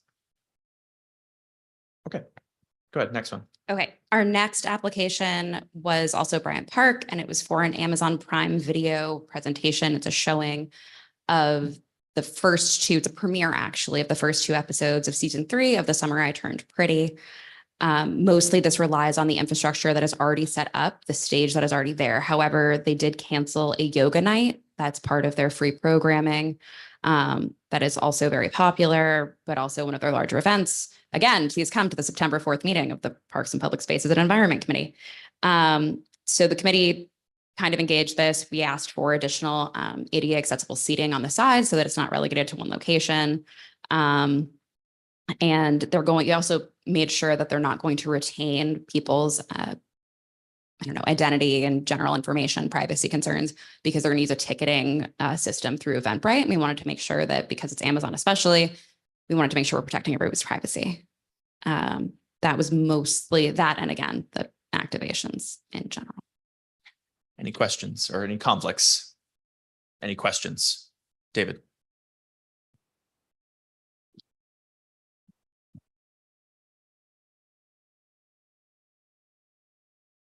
Hello? Do you know how much money Amazon's paying Bryant Park for this? We were not given that specific information on this activation, but we are going to ask them to tell us a little bit more information about exactly how much per activation. I would love that going forward. You should come to the September 4th Parks and Public Spaces will and be there. Environment meeting.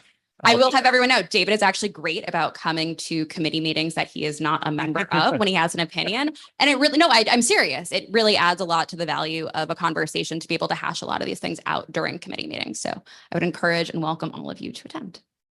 Thank you. Any other questions? Alice. We have a mic on my left side of the room.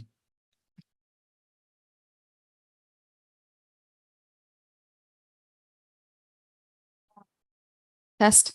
There's a statement on line 378 that says mostly follow the same footprint and format as traditional movie nights. But at the same time, on line 399, it says that there's going to be a designated VIP section. I'm not as familiar with the way that traditional movie nights are run at Bryant Park, but I'm just curious, is it typical to have a VIP section at all of them? Because this seems significantly larger than Yes, it is not typical to have a VIP section. Normally, it is movies that have already been out for a long time. My understanding is that because this is a premiere, there's going to be talent coming in, thus the VIP section for that. But that is also one of the other things where there will be more excitement around this event. Again, please come to our September 4th meeting around general activities and the use of the park in exchange for money and the commercialization in general. Also, general solicitation on that. We are also soliciting general data points and a series of questions of the types of information, like how many attendees will be attending in exchange for what amount of money and park use. So if you have any type of data that you would like to find out, whether it's for Bryant Park or any of our other open spaces, please send that to me so it can be included in our conversation, even if you don't want to come to the meeting, though you should. Okay, still in question, Zool. Okay, any other questions? Okay, comments, Zool, go ahead. Take this one, it's coming down.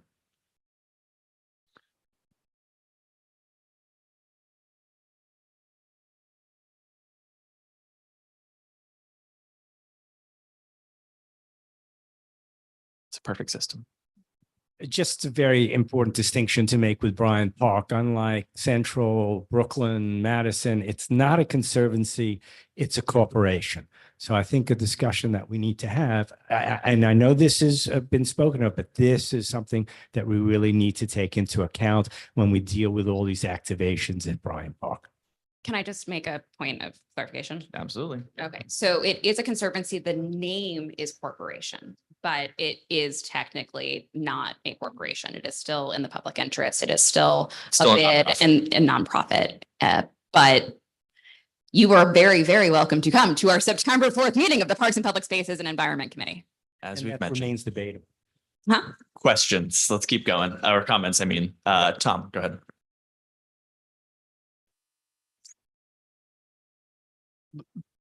This isn't specific to just this. There's a couple of these activations. I'm just picking now to say it. I do think it's important as activations come in, especially from some of the larger tech companies coming in, that we ask about what they're doing, model data, and we're just kind of too close, sorry. Yeah, go ahead. Yeah, so I want this to be on everyone's mind. I can't break certain NDAs I have, but I think it's extremely important. We ask them, are you going to be taking data in like not just people's information? I can't express enough, like, Thank you. are you going to have a Wi-Fi? Are you going to collect data from people logging on Wi-Fi? And it's not just this activation in this group. So I do want people to keep in mind when other companies, you know, there might be the next one or other people coming and doing activations as they go through, and understand that, you know, there might be other things they're grabbing from people. Thank you, Tom. David. Hey, folks, I'm going to be voting against this. The fact that there's a VIP area in our public park is totally insane to me. Like, I'm totally against this. This is a public resource and there's a VIP area. So I'll be voting no on this. Thank you. Alice.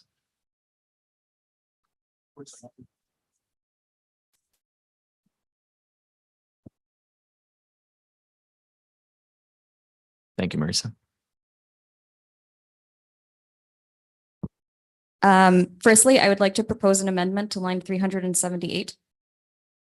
Just to indicate that this is not like the other events. So I don't think that it's genuine to say that it will mostly follow the same footprint and format as traditional movie nights. And I think it's partially to David's point, because this is a very completely different vibe than what most of the traditional movie nights are happening. What is the language of your amendment?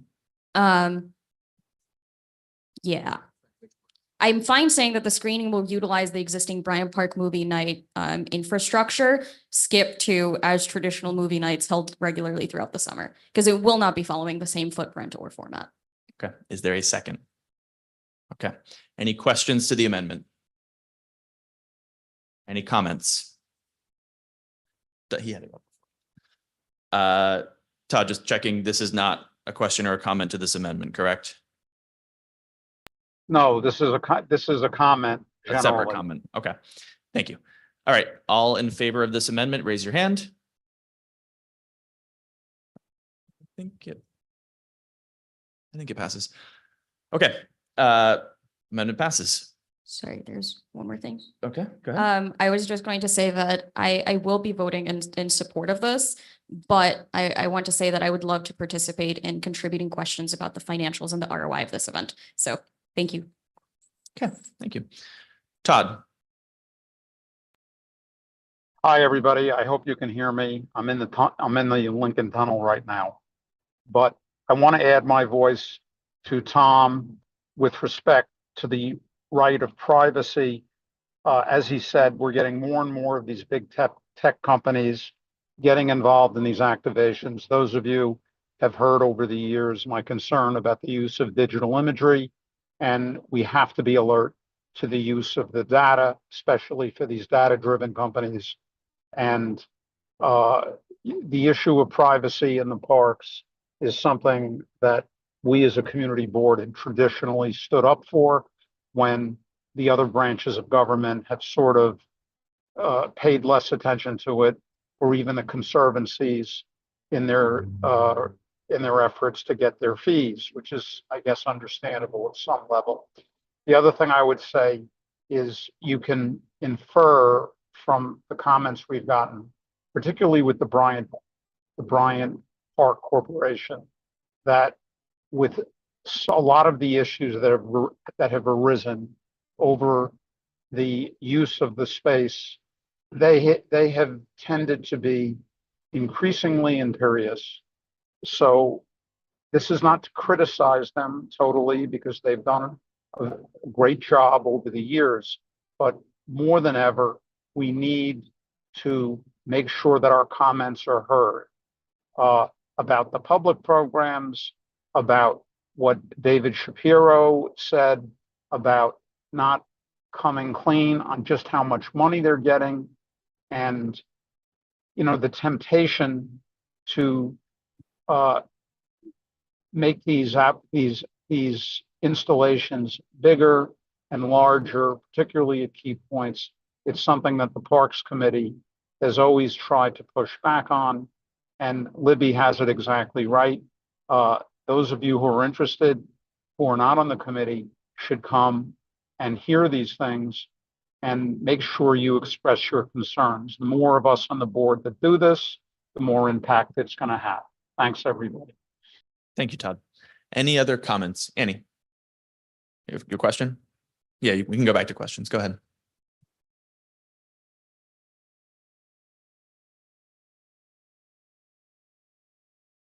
I know that we've talked a bit about Outdoor Parks last time, about the money that comes to Bryant Park with these activations. And I wonder, looking back at other times where we've used a resolution that says no unless, if that might be something worth exploring for the future to consider, or if we have before. I know that Libby has had this conversation a lot, but in consideration of looking for information, and this is meaningful every time they come with an activation, to start thinking about ways that we can source this information. They are very aware that we want, sorry.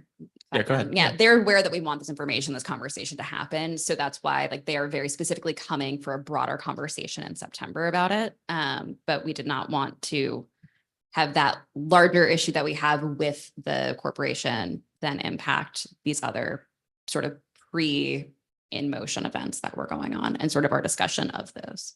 But yes, that is something that will be in consideration at our September 4th meeting of the Parks and Public Spaces Committee. So again, very much please email me things. Yeah. Yes, thank you. Great. Okay. Did that answer your thanks. question? We're good. Yeah. Okay, we're going to move back into comments. Sorry, did you have a question, Andrea, or was that a? Okay, go ahead. Hello. So just want to make comment on the plan. Looks like one side of the park is entirely dedicated to talent entrance as well as VIP entrance. I just have concerns over, I know the corporation promised accessibility, but I still have concerns over how it's going to be carried out on the event date. Thank you, Andrea. More comments? Christopher, I think I saw your hand up, or yeah, go ahead.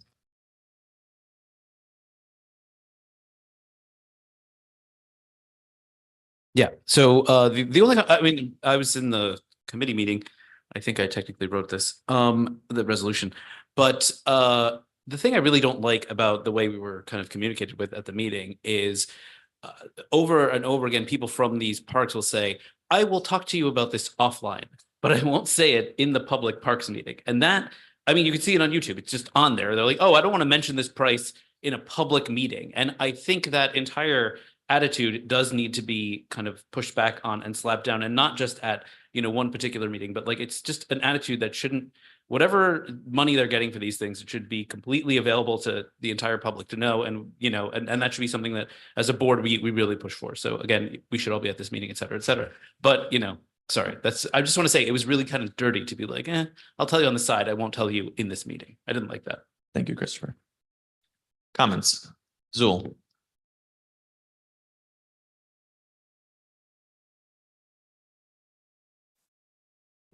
So my career was in the movie industry, but I oppose this. I think Christopher and David are so right about this. And I understand that there isn't a distinction between the word corporation in this case, but that's really how they behave. And I think we really have to consider very carefully the kind of activations that are going on, particularly at Bryant Park, but elsewhere, and they're going to expand. And what Tom and Todd Shapiro brought up as well, these are becoming great concerns for us.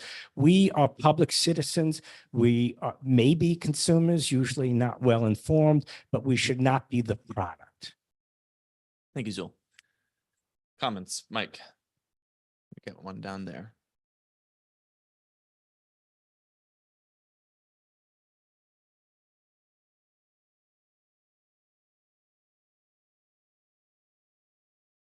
I just would like to comment that might it not be a good idea if we invited a representative to our landmarks meeting on the 4th?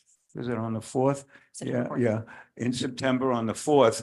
Like if we see walking around Bryant Park, Mr. Biederman, someone should say to him, why don't you come to our next meeting on the 4th? Your park is the subject a lot of contentious or upsetting, unsettling dialogue during our meeting. Perhaps you would like to come and give your take on the whole thing to us. So I have some good news, Mike, which is that they are coming to the September Parks meeting. And we can request that Dan come personally himself, but I'm under the impression that we're going to figure it out. I know that they will have representatives there, but we're going to try to make that happen. Would it be okay if I happen to pass him in the park, which I do pretty often, for me to ask him personally? I think he ought to show up himself. Would that be okay? Yeah, you were allowed to say whatever you'd like in your private capacity. I could, private capacity or as a community 5? Not as a community board member. Okay, as a private. Yes. Will do. Okay. You can, however, I'd like to keep this moving because it feels like we are sort of saying a lot of the same thing. So go ahead. Guys, Go ahead. Curious about the, so if we hypothetically just say no VIP section, we would only support this if it kind of like is genuinely for the public. Would they just choose to like not move forward with the event? What are they trying to get out of this? What is their intent? Like, is it really about those 200 guests, or are they just trying to get like nice photos out of the event? So realistically, this event is going to be moving forward, you know, and we could move to change it to say deny on last. Okay. This again, come to our September 4th meeting, please. Okay. Any other comments? We're in comments technically. Okay. Thank you. Nope. Milan. Milan, go for it. Meeting, guys, hang out. I really should. September 4th. Sounds like you all should. You can come online. Okay, I love it. I actually did a analysis of the district needs statement, and I was trying to see like what kinds of things we had relevant to parks and public spaces. I don't know what the best verbiage for what I'm thinking is, but it almost sounds like where all of this conversation is gearing toward is almost like some kind of like a Bill of Rights or something that we as just members of the community should have and expect when we walk into a public space. Maybe it's to be free from being tracked. Maybe it's to be able to watch a movie and not be pushed aside by somebody who paid money, et cetera. I'm not saying I have the answer, but looking at what the district needs statement says now, it sounds like there could be a lot more opportunity there. How we want to phrase that, I don't know, but I feel like there's something there. So that's it. Definitely come to our meeting and definitely email me. Thank you, Milan. Okay. Go ahead, John. Grab a mic. Thank you. With respect to us trying to get information on the payments that Bryant Park is receiving, just a little background, that's been an ongoing debate for many, many years. I would like to see that information revealed. I've asked for it many times. I think it's always important, though, to have a second plan, a backup plan, because their argument is going to be that that will interfere with their negotiations, and their argument is over time it could reduce their total revenue to the park, because if one sponsor gets a hold of the pricing, then that could impact their negotiations for others. Not getting into the credibility of whether that's true or not. I'm just saying that's what they say. I would like to know, well, I'm suggesting that maybe we consider as a backup to executive session. I've never heard of an executive session in a committee meeting, but maybe, I don't know if that's possible. Maybe the parliamentary people here can speak to that, and an executive session in the actual full board meeting, where they would, they have less of an excuse of sharing that information if we are operating in that environment. And then we can, present that as we wish after, interacting with them. Thank you, John. Yes, Tom. Any meeting you have that you're following the rules, any meeting that you're having that you're following the rules of Robert's order, you can have an executive session. However, I don't think this would meet the qualification of an executive session. Okay.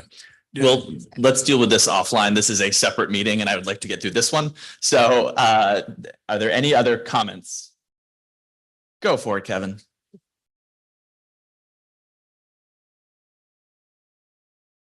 Just as a reminder to everybody, Bryant Park Corporation is a non-for-profit, and as such, under New York law, is required to file a Form 990 every year, which is on its website, and you can go look it up, and they will actually detail how much of their revenue every year comes from donations, park usage fees, winter village fees. It's all broken down. They won't tell you exactly how much comes from this particular event, but you can see a pretty good breakdown and what they spend their money on. So just FYI, it's on their website. Thank you, Kevin. Any other comments? Yeah, just real quick. Okay. Sorry. So yes, to your point, but it is. Please address comment to the chair. Yeah, the buckets on their 990 are very broad, and they have footnotes for expenses that don't get broken out. And so it's very, very, very vague. These guys have been bad actors, it sounds like, for a very, very long time. I'm of the thought process that we just stop approving these things until they actually listen to us. Can't wait to see September 4th. This is the small amount of power that we have in this committee or in this board, is to say, no, enough's enough. Start giving us the information that we deserve as the public, so we get somewhere. Otherwise, we'll continue to have this conversation for another decade. Thank you. Thank you, David. Comments? Okay. Do you have one, Tom? Very brief. I think, Nope, you have to have a microphone first. Hold on. I think that, before you say no, find some things out and level set. And that's why we're having our September 4th meeting. Please come. Great. Thank you. Okay. Okay, moving on To the last one. Go for it. Yep. Our final resolution. Our final item, different park space. So refresh. It's Madison Square Park Conservancy.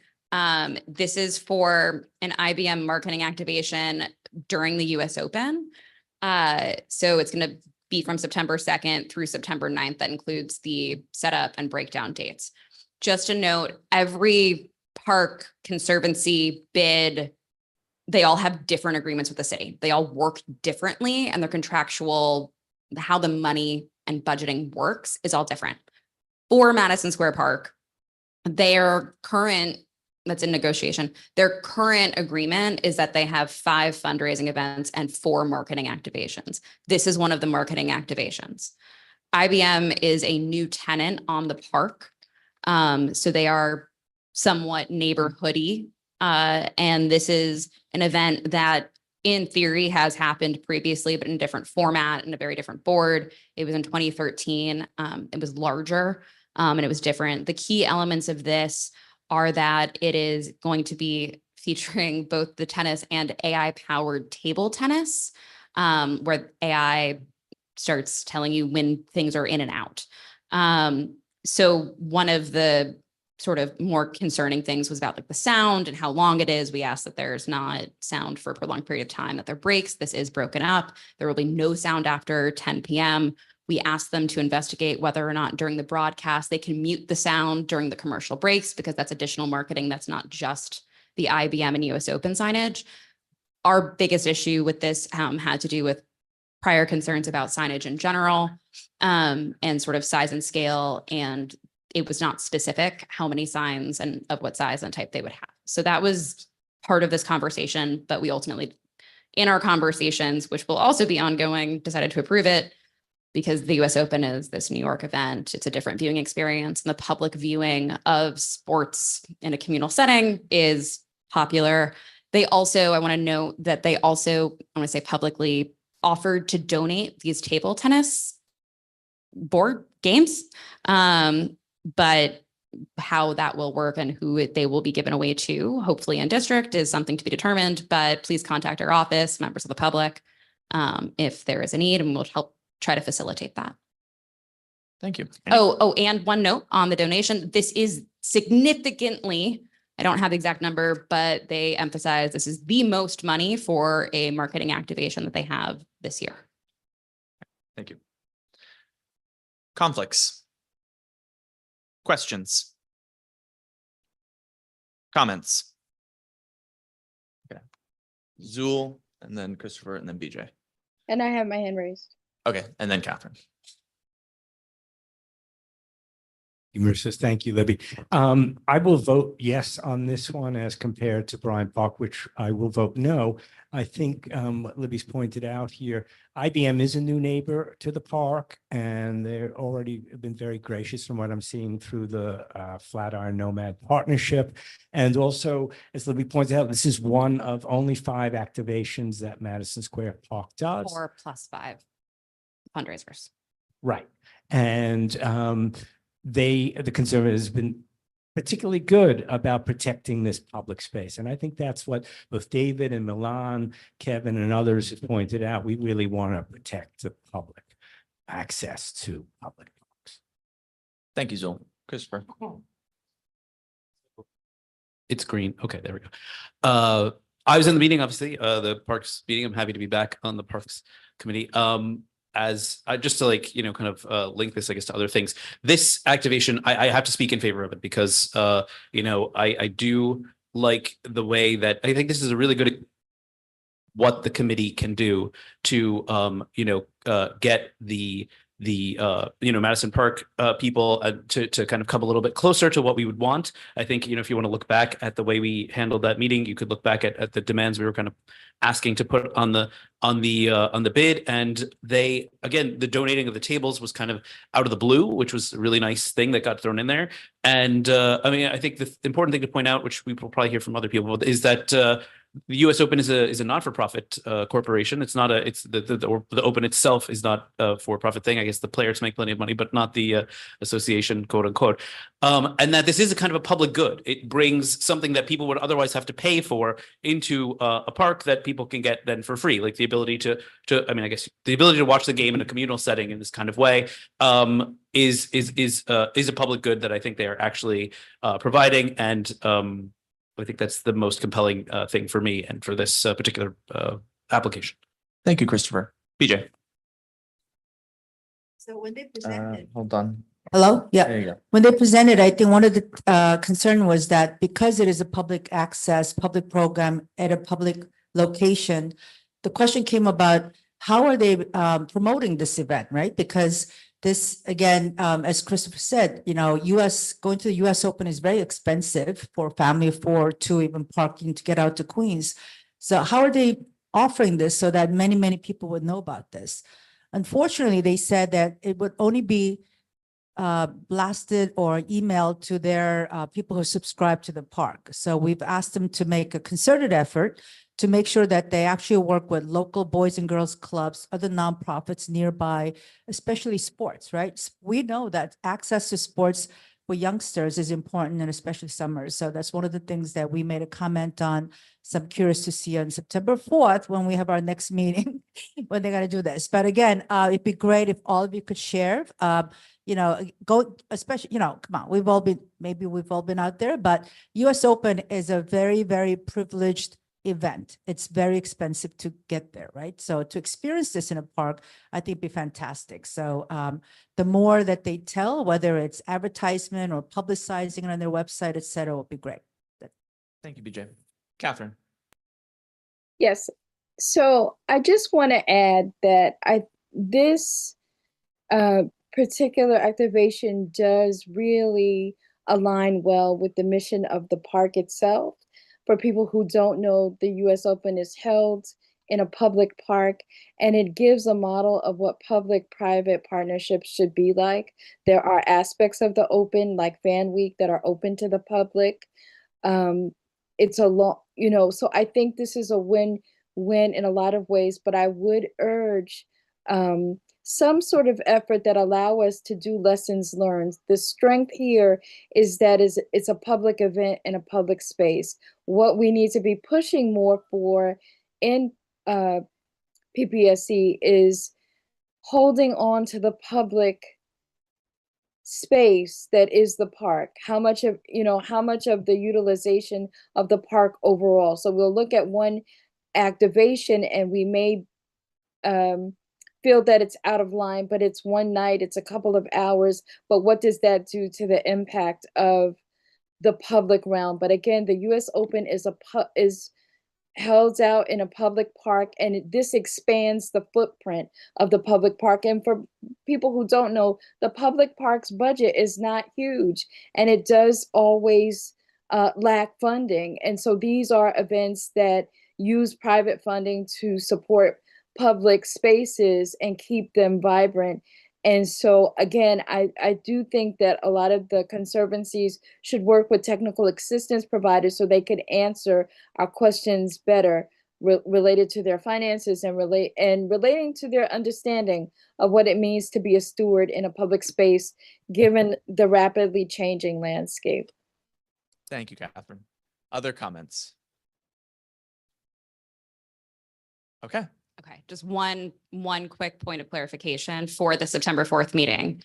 That is specifically about the size and scope of activations and normal programming for Bryant Park Corporation alone. I just want to make that scope of that meeting very clear. The other park-wide data points that we are gathering, all those questions, please send them to me. One of our subcommittees is going to start looking at that, looking at the traditional data that we ask, looking at our matrix that we use internally for this and those questions. But that's a separate conversation from the September meeting. So Bryant Park, September 4th, but just want to make sure everyone's very clear on that so you don't come thinking we're having a broader conversation. But do please have that conversation with me separately. Thank you. Great. Thank you, Libby. And that concludes the parks resolutions. So now I will take us out of business session because I see Councilmember Brewer is with us. Thank you for being patient.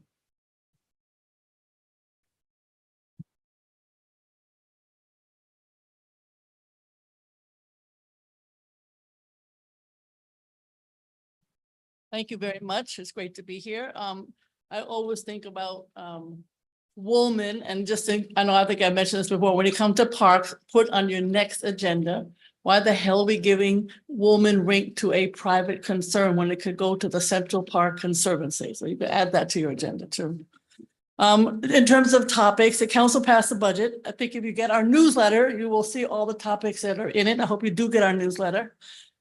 Big topics were childcare, immigration attorneys, and many other things that need to be addressed. And then, of course, a whole bunch of local funding projects that got done. So feel free to look at that.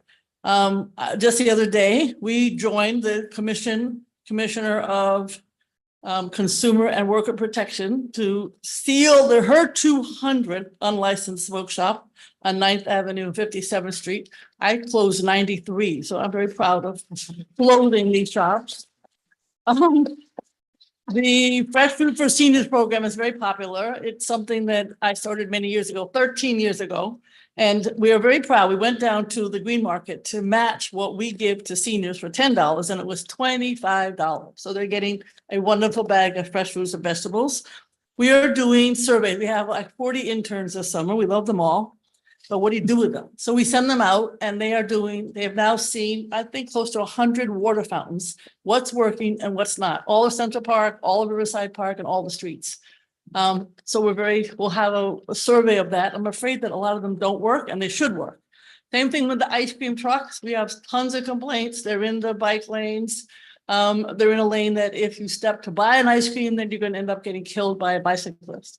So a lot of complaints about the trucks. And of course, they have lots of diesel. They're not clean. So, and a lot of them are along Central Park South, just so you know. We have a huge listing of summer events that is on our website. I think you know that the Rose Shelter is being phased out, and all of the health and hospitals, those that were migrant residents are pretty much gone. On Columbus Circle, I don't know if you've been there recently, but it's pretty disastrous in my opinion, with a lot of pedicabs, a lot of vendors, and a lot of trash. And so thank you to your wonderful district manager. We're going to talk to Board 5, Board 4, Board 7, Sanitation, Parks, City, probably both parks and the Conservancy, and maybe even the Deutsche Bank across the street and the street vendor project. Can we do something about this Columbus Circle? So let you know that we're going to let you know that very soon. In terms of passage of legislation, there's a lot going on in the council, but we just did pass one that I did about drinking fountains, stating that we're going to have 50 more outdoor drinking fountains in city parks over the next 10 years, primarily at the entrance, because lots of times it's far in and you can't get to it. If you tell people to drink water, you gotta have a place for them to drink water with their bottle and being able to drink it themselves. We also passed a bill that I've been working on for a long time that says more schoolyards need to be open to the public.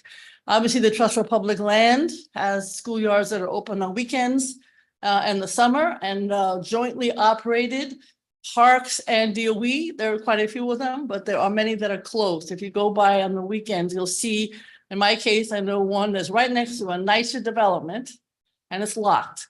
So we're going to try to get more of them open. We've been working on it for a very, very long time. This charter revision is really challenging. You got dual charters. You got one with the mayor and one with the speaker. And obviously the mayor under the current law takes precedence. There is legislation in Albany, but it has not been signed by the governor to say that they both should take precedence, and the mayor should not necessarily. But that hasn't passed. So I tested against the 5 proposals about land use because it would take power away from you and from the city council. I mean, even something like, this is crazy, to have the borough president and the community board have the same time frame. I was borough president. You look to the community board to see what you decide. That makes no sense. And there are other ones there. I assume you feel the same way. We're actually meeting, I think next Tuesday, those of us on the council who feel strongly with many members of the Mayor's Charter Revision Commission to try to point out that this doesn't make sense. So I want you to know that I feel very strongly about that. Just in terms of events, we have our ongoing housing clinics, and we have lots of people coming from the Veterans Commission agency to help with veterans and making sure they get their benefits, and have a great summer. And your discussion is fascinating. Thank you very much. Thank you very much, Councilmember.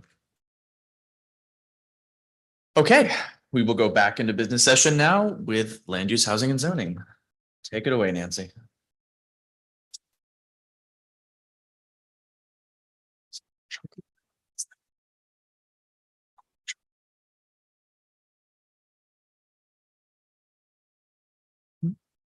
Okay, I'm ready for summer. Can you tell? I'm Nancy Gosho. I'm Chair of Land Use, Housing, and Zoning. And we have two resolutions. I'd like them deemed read. So deemed. Okay.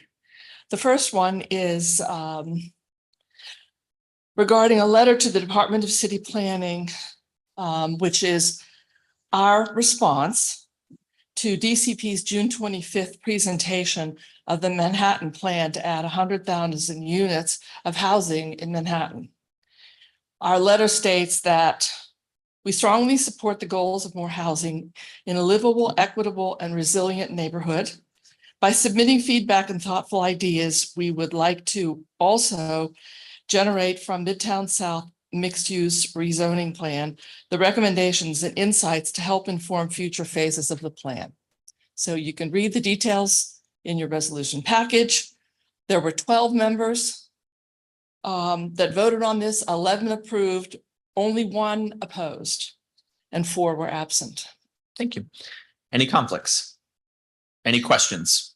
David, grab a mic first. What was the rationale?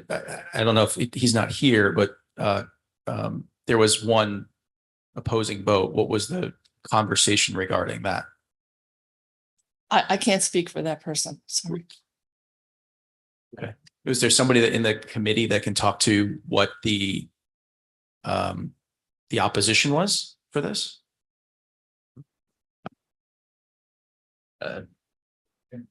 Yeah, okay.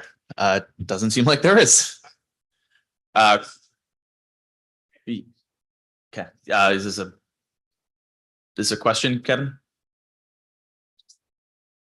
Just think what David is asking is very reasonable, and you're asking us to approve a resolution or this letter in support of it. I'd like to know why one person said no. I generally follow what the committee recommends. Yeah, I think just unfortunately at this time we don't have that person here.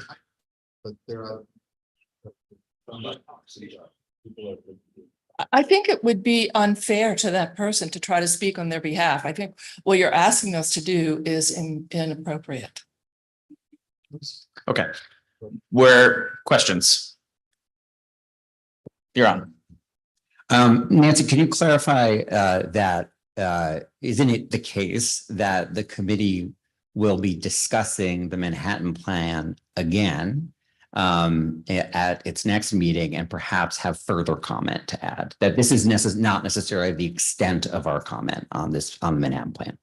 Yes, you are stating that is correct. Okay. This was our preliminary response to their presentation. We wanted to give them something. When we were talking to the person who presented from the Department of City Planning, she was unaware of our resolution on how we would like to have livable neighborhoods in our district. And so we felt it was important to send this to her so she would have that information in preliminary way. However, we have to get our comments in by the end of the summer, which is the end of August. We will not have anything from the board until September meeting. So we will have missed the deadline. This was our only chance to put something in before the end of the summer. And so that's why we chose to do this. Okay. Thank you, Nancy. Questions? Okay. Comments? Samir. Microphone. Thank you. Thank you. So our bylaws actually state in part 7, subsection C, part 1, the chair of each committee shall present or introduce the committee member who will present a report or resolution of the full board. Committee members are expected to offer a description of the committee discussion, including at least a summary of the arguments both in support of and opposed to the committee's resolution. So I don't think it's unfair to say we should not represent their point of view. In fact, our bylaws actually compel you to do so. So if you would. Lock me up. Put me in community board jail. I can't do it. I'm sorry. All right. All right. Separate comment. I think, frankly, we're going to revisit this in September. The Department of City Planning came to us and asked for comments on the Manhattan Plan. And we said, here are some comments on the Midtown South mixed use plan instead. I don't really understand why we feel like we need to do this. There's no indication that they haven't gotten our previous resolutions. So I'm actually going to move that we recommit this to the land use committee to combine it with additional feedback in September. So then that way we can just send one set of comments about the Manhattan Plan, not about MSMX. Is there a second? Okay. Any questions? So just to clarify, this is a motion to recommit. So this resolution would not be voted on tonight. It would go back to the land use committee to be discussed again at their September meeting. And we would offer no comment at this time. So any questions to that motion? Comments to that motion? Julie, go ahead. Yeah, so I think Huron also brought this up, Samir, and this is something that our committee did discuss on how to approach the Manhattan Plan. So I just want to mention that MSMX is 10,000 units is the first part of the Manhattan Plan. And I think we were going to give the board an update on what's going on with MX. And unfortunately, you know, as we go through the ULURP process,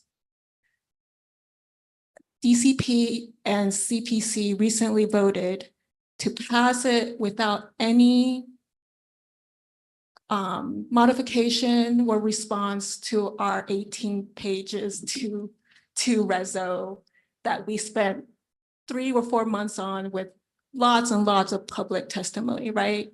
So it's very disappointing that this Reso that we wrote that was adopted by 12 boards at the borough board level, verbatim, word by word, was not accepted by DCP or CPC. So we thought it was urgent to get our Resos in front of DCP, who's asking for comments to the Manhattan Plan.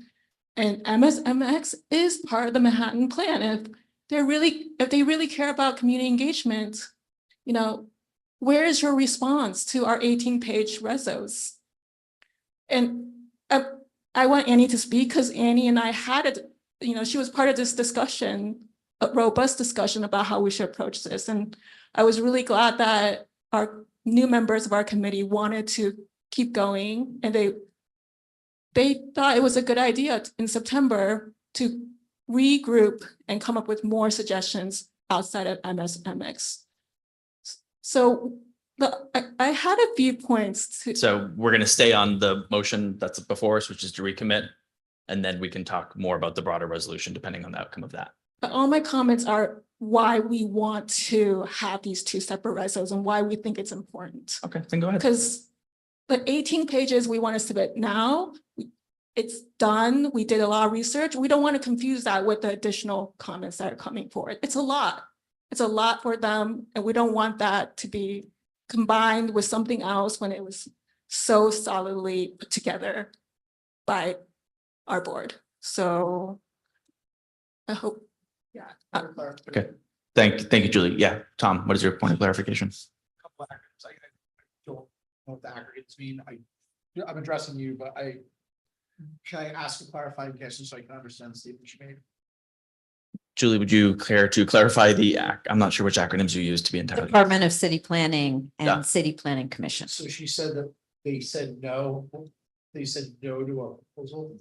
I'm sorry, I'm just trying to understand. So- I'll answer that. They have ignored any of our amendments. They have completely ignored everything we suggested. And they were modest adjustments. And we're really, really upset because DCP does not listen to us, refuses to listen to us. That's why we want to send this letter. So as a point of clarification, they have not responded.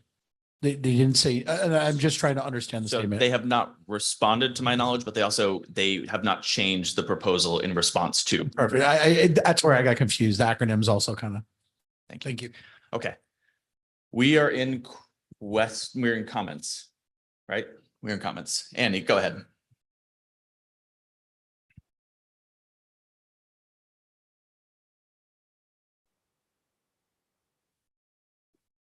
All right.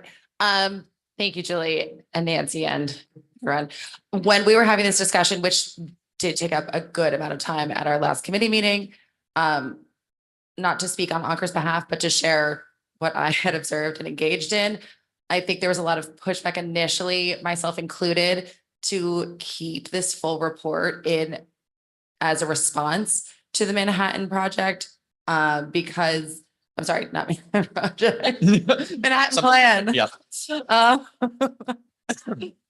Because there was a concern that the depth of that work, which was thorough and took a lot of time with a lot of effort from many members here, was not completely in the same vision of Manhattan Plan. There's a bit of a Venn diagram of what we're seeking and hoping to share from that finding. I think the big piece that I added to this that certainly did not bring Ankur into the vote, but I think something that anyone who's questioning whether or not they want to support this or not is having the additional component to the end of this letter saying that this is part one of more to come. And in observation of people who've been doing a lot of work with city organizations and departments across the city, noting that pieces of work that this board and others have worked on thoroughly have not been received, noticed, or thoroughly read, letting them know that this is part one of more to come, I think allows us to have more insight to a very thorough project. Many of us here, myself definitely included, came into this board because of housing needs and problems that the city just seems to be much slower to address. So that is why I felt that this was suitable to send to them as part one. There's a lot of work here that I think is substantial to be read and to begin the conversation, and for them to know that it is not just what we will be submitting in regard to the Manhattan Plan. Thank you, Annie. You're on. So I agree with everything Annie just said, and so I will be voting against the amendment and for the resolution. I would motion letter. I would also offer that we think about in the future disaggregating how we think we can solve a difficult relationship with the city agency from the actual from the substance of a resolution. I don't think that's the most effective way to do it. But that said, I'm going to vote against the amendment and for the letter. Okay. Comments to the motion to recommit? Yes, I will also oppose the motion to recommit for all the reasons given by Annie, Julie, Nancy, and Yaron just now. If we do not pass this resolution tonight, and this is just part one, hopefully there'll be any other parts, we are missing an opportunity to do so before an agency that is not listening to the public at all, that is not listening to this community board. Thank you. Todd, I see your hand up. Is this to the motion to recommit? Yes, it is. Go ahead. Again, you'll have to forgive me. I'm only hearing about half of what is said. I think what I'm hearing is that because one person expressed an opposing opinion to some aspects of the letter, that it should not be submitted at this time. And here's what I have to say about that. I thought I also heard Nancy say that she would not speak or describe the issue or the substance of what that opposition was. First of all, in my memory, I respect Nancy's right as a matter of principle not to speak for the other person, but it's always been the role of the committee chair in broad terms to shape the pro and con, even if only one person opposed it. That being said, I thought I heard that there was a vote, or I thought I saw when I reviewed the resolution that there was a very large majority in favor of this letter. So I think that based on what I've heard, that we should not delay. There's nothing more important than our influence and our forceful opinion on the housing issue, right? These other issues are going to be taken up later. I will not support any effort to delay the sending of this letter. Thank you, Todd. I would just like to say in my own defense that the opposition that this board, this committee member had made no sense to me. So even if I prepared it, I don't understand why he voted against it. So I can't relate something I don't understand. Okay. Thank you, Nancy. Okay. Tristan. Hi, so I will happily speak on behalf of Ankur, and I think his opposition was driven by the same question we're debating right now, like the focus on MX versus the broader Manhattan plan. And so what Annie communicated was exactly right. So we elected to have a targeted resolution and to add this cover letter so that we could go forward with this right now with the opinions that we've already stated in the past so that it's initially considered, and then we'll come back in September with the product consideration. So we'll definitely be voting against this amendment and for the resolution. Just to be clear, it's a motion, not an amendment. Okay, Yes, yes. it's a lot. So more comments to the motion to recommit. Tom. Get a mic first. May I ask a question? I just want to clarify something. Sure. Yeah, we can go back to questions for this one. So they came in the last meeting, they talked, but they didn't address that. I'm just the letter, I'm trying to understand the substance of the letter, and I apologize. I'm just going through it again. Because it says, thank you for coming in 6:25 and addressing the issues. But now people are saying they did. Where I'm getting confused is I understand you're trying to be polite in the letter and saying like, hey, thank you for coming, but really you didn't do anything. Is that the substance of the letter? Like we would really hope for more, like trying to understand what happened. It just, that's what I'm trying to clarify.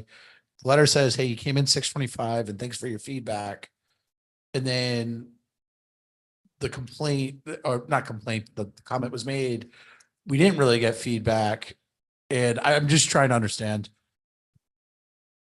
Nancy, do you want exactly what happened?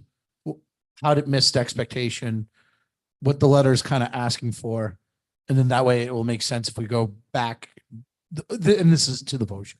Okay, the letter is not asking for anything. The letter is our initial response to the Manhattan housing plan that was presented to us at our meeting. It was initially just an information center, an information session that we asked them to come to because we had heard that they were tabling the community, going into Union Square, setting up a table midday and asking people that walk along what they thought about housing in Manhattan. And we felt that we wanted to hear the plan directly, have it presented to us so that we could respond, since we have spent since January, months and months and months of work and have very specific 18, 30, 40-page detailed research and information that we have collected from various stakeholders, including many, many residents of our district. And so we felt this was being overlooked. So we said, okay, let's send it again. One of the ways that you get your point across is you keep repeating it until people hear it or until they're ready to hear it. Maybe now they're ready to hear it. They were not ready to hear it previously. Thank Did you. I answer your question? Yeah. Sorry. Thank you, Nancy. Okay, back into comments to the motion to recommit. David, go ahead. This all seems a little crazy to me, that we're submitting comments to not even the proposal that's been presented in front of us. And we're saying that that's relevant all of a sudden.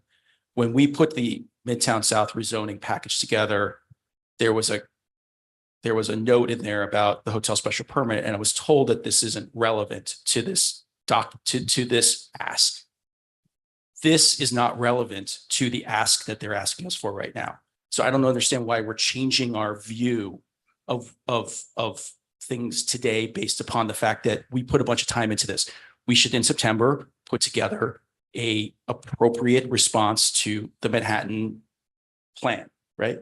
Project plan, whatever. Plan. Terrible name. I'd like But to answer that. Keep When you're going. but I think that we're like, I think that by us submitting a proposal for something that they're not even asking for diminishes what we're trying to do here. First of all, it's not a proposal. Second of all, they didn't ask, but they presented and they asked for feedback, and we're giving them feedback that we previously submitted that they evidently ignored. So we're just repeating our feedback, and we will continue to develop our feedback. But keep in mind, the end of the date is the end of summer, end of August. We will not even take this up as a board until after the end of summer. So this is our chance to say something. So we should, rather than nothing. so we're going to just give them this proposal for something completely different. That doesn't make any sense. It's not a proposal, it's a list of ideas, which is what they want. They want ideas. That's why they're tabling. That's why they're talking to stakeholders. They want ideas. We have ideas and we're going to share them. Okay, thank you. Murnau. Can you pass the microphone down, please? And again, this is to the motion to recommit. We try to frame it like that then. So we'll be voting against the motion to recommit and to go along with the original letter. A couple of clarifications. The Manhattan plan really is just, there really isn't a Manhattan plan. It is a plan that will be formulated at some point, given public comments, to create 100,000 units of housing in Manhattan. And that's the extent of that. We did get clarification that Midtown mixed use is part of the plan. So that's 10,000 units, I believe. Julie can correct me if I'm wrong. Yeah. So, and there are 12 community boards and Midtown mixed use pretty much all in. So all of the community boards. I mean, hopefully it'll be, a start, but we're talking about, all those numbers adding up to 100,000. By the way, the 100,000 number comes from 500,000 across the city and then 5 boroughs. So, 100,000 for Manhattan. That's how they came up with the Manhattan plan. So just a clarification that it's, they're seeking public comments right now to try to frame a conversation around how to create those 100,000 units. It's nothing more than that. There's nothing more substantial than that in there. Thank you, Murnau. Comments from anyone who has not already spoken to start? You have a question? We cannot until everyone who has wished to speak at least once, which appears to be now. So let's keep it very brief for your second comment, and then I would like to move this along. Just to Murnau's point, the Manhattan Plan is really a thought experiment. They are collecting thoughts from the public, from stakeholders. We are a part of that. The Land Use Committee has been working on all of these ideas for a very long time. And this is just part one. If we do not pass this resolution tonight, we miss an opportunity to reiterate a thought that we've had on representing our community, which has been ignored time and again. Thank you, Zul. Any other comments? Okay, so let's take a vote on the motion to recommit. So just to clarify, if you are voting yes, you would say, I would like to not vote at this now. It will go back to the Land Use Committee. It will not be discussed further tonight and potentially may come back to us in another form following their September meeting. So, and if you vote no, we will continue discussion on this as we normally do for most resolutions. So all in favor, raise your hand. And if it gets kind of hairy, we'll take the roll call vote. Motion fails. Okay, so we are back to discussing the letter as presented, and I believe we were in comments. Any additional comments to the letter? Samir.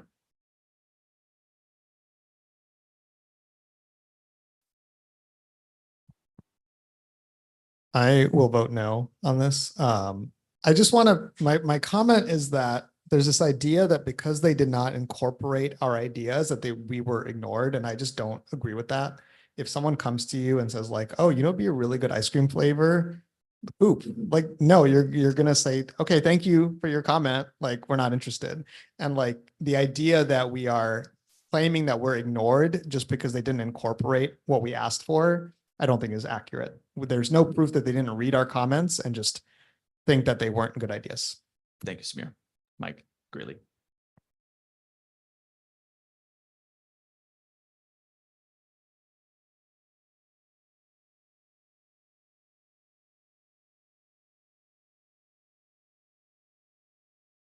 I would encourage everyone to look at the video, and you would see that the DCP representative claimed ignorance of everything that we wrote for MSMX. And so please look at the video. Thank you. Thank you, Mike. Murnau. I just take issue with the categorization that our 3 months of work was hoop flavored ice cream. It was a lot of work that David Sigmund, Nancy, Julie, the land use committee put in. Much more thoughtful than the broad brush with which they painted all of the Midtown South area. So please, it was a lot of work that went into it. I mean, that's just a gross mischaracterization of all the work that was done. Thank you, Murnell. Annie.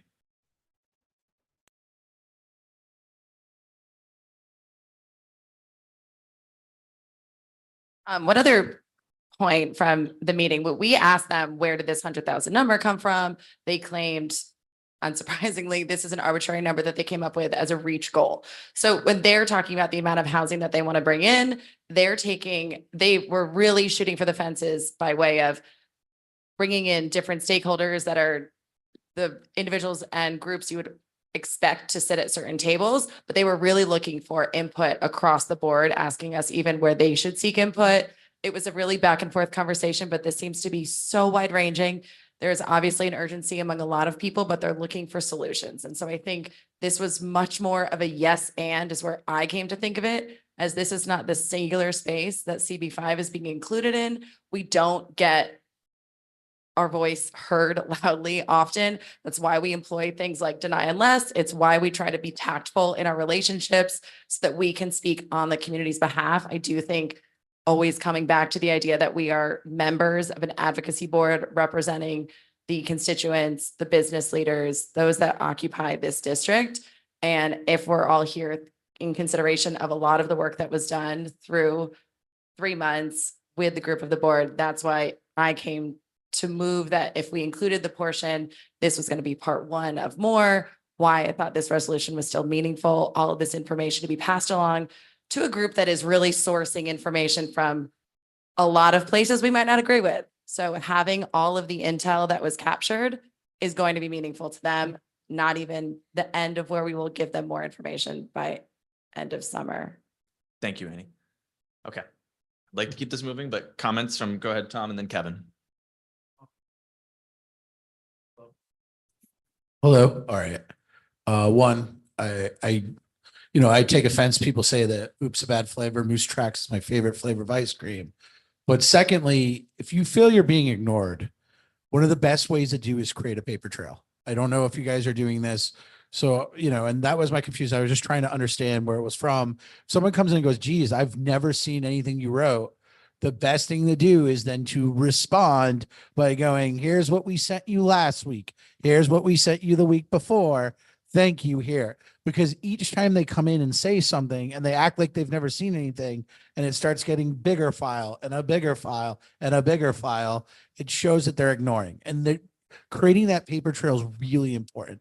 And I'm sorry, I just didn't understand the plans before, but talking to Bradley, I think, I'm going to vote yes for this because this is how you work as an advisory board is you just repeat the point, make it louder and make it more obvious that you're not being listened to. Someone will care. Exactly true, Tom. That's why we want to submit this. Repeat, repeat, repeat. Exactly what you said. Okay, Kevin, this Kevin over here.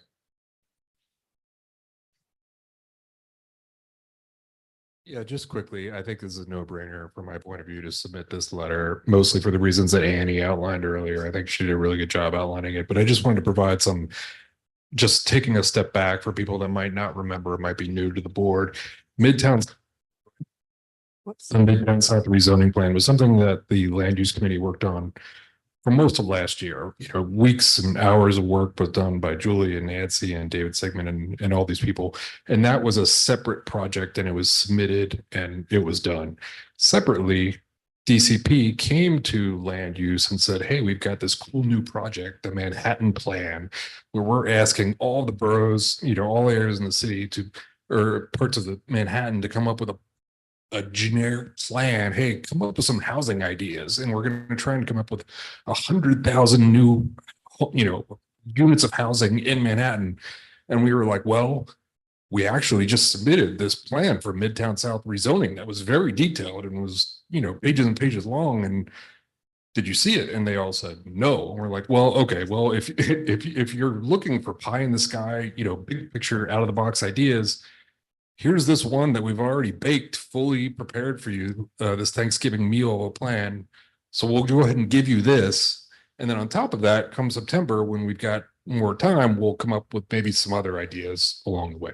That's just some background of how this kind of happened. Thank you, Thank Kevin. you. Any other comments? Catherine. Thank you, Catherine. Go ahead.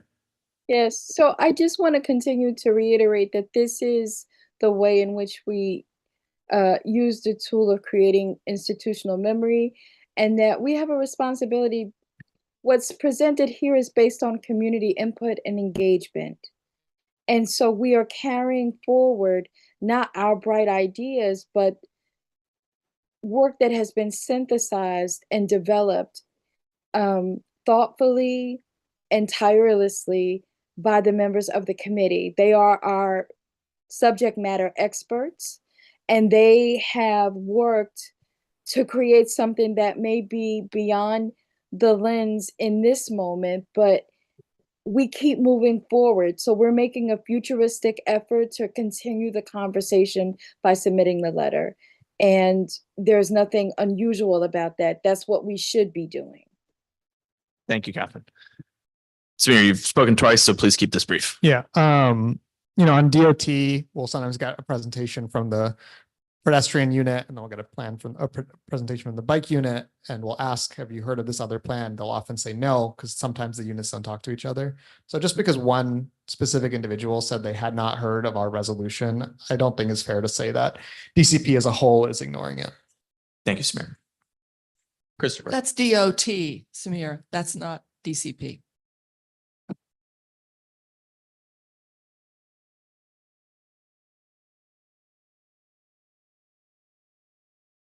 There is.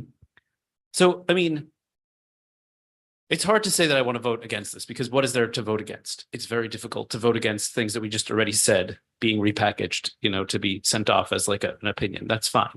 We clearly have a disagreement about strategy here. I mean, I would like to see a letter that was a little bit more aggressive then, right? Not just a repetition of like, oh, here's some resolutions. Like, we feel that you ignored what we said, so this is why we're doing something. Maybe that would garner a little bit more, or at least would have like a little bit more direction that people could kind of vote for or not vote for. I do think that there is an arrogance that comes out of certain committees, especially ones that used to be restricted to certain members of this board. So I do think we do have to like think about like insider, outsider, who's new, who's not new, and how information gets distributed, right? It's easy to sit here and talk about the park stuff because we all feel like we have a stake in it and we all understand the sides. But to present this resolution with this idea that like the opposition wouldn't even be mentioned, then that just makes it feel like, okay, you're supposed to vote on this because you trust the committee, but we're not going to tell you the full scope of what the committee actually talked about. So that's just bad faith for like the entire group. I don't think any committee should be doing that. Every committee should, engage in trying to bring in every member of this board and trying to phrase and frame everything, not we have to do this because if we don't do this, then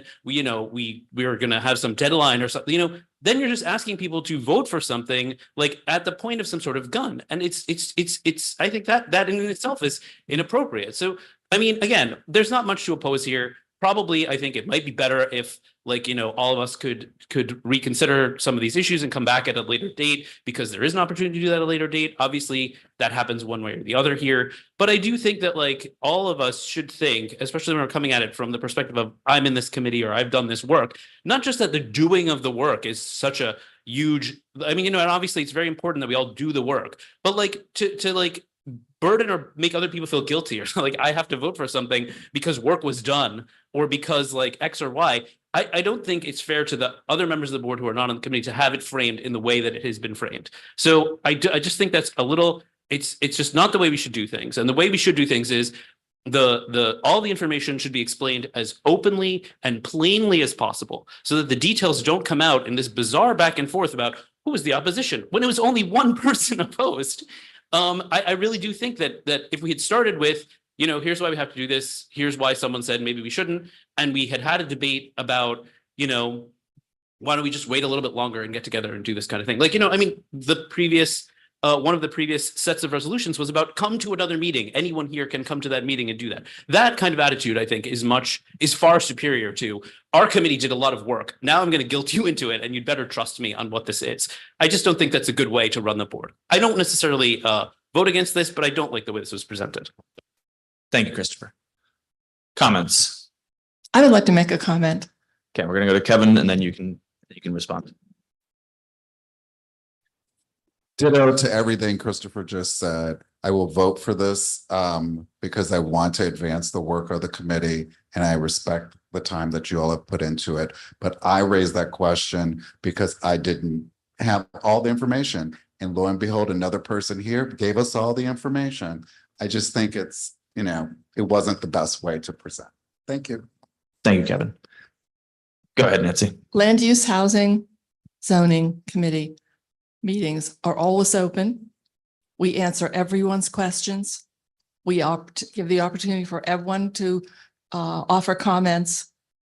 We do not push people to vote because they feel guilty. That's a very bad misconstrue of how this committee is operated. It may have operated that way in the past, but it is no longer operated that way. So I really object to that characterization of how this committee is run. I'm sorry. Thank you, Nancy. All right. Any other comments? Athena. Pass the microphone down. I want to bring an additional perspective here, which is really inspired earlier by the comment of the Bill of Rights to the park resos. I think here, as a new member to the CB5 district, one of the first things we heard at the first ever board meeting we were here was that in lieu of power, we use our voices. And I think this is one of the examples where we're using our voice in maybe a less traditional or less used way here to make our voices heard and repeated and heard. I would like to encourage everyone to think about what additional ways or innovative ways we could take up and show the consensus and the work and the reactions we've gathered, and try and find additional avenues to make our voices heard in addition to letters. Maybe it's social media or maybe it's other ways, but wanted to throw that out there. Thank you, Athena. I would just like to say that every report and study that we have done in land use, housing, and zoning is on our website, but it does require the people of this board to do their own research before they come to the board meetings. And if you don't do that research, then you will not be informed. Please go to our website and read and look at everything that's posted on the land use, housing, and zoning, including all of the recordings of the meetings, and you will learn what you need to know. Thank you, Nancy. Any other comments? Kieran? I just want to say that I've been attending land use. I'm not a member. I've been attending land use before I was on the community board, and I attended before I got placed, before my committee placement. And Nancy reached out multiple times to ask. So I did feel included, not even as a committee member. So I just want to say that. Thank you, Kieran. Okay. Any other comments to the resolution, or to the letter, I should say? Okay, on to the next one, Nancy. Okay, so the next one I'd like to say deemed read. So deemed. Okay. This is an applicant, it's a ULURP application. And if you want to know about what a ULURP is, please just Google ULURP and it will tell you the entire process.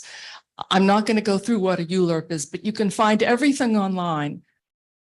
So this is an applicant is seeking a zoning text amendment to a special Midtown District theater subdistrict and special permit.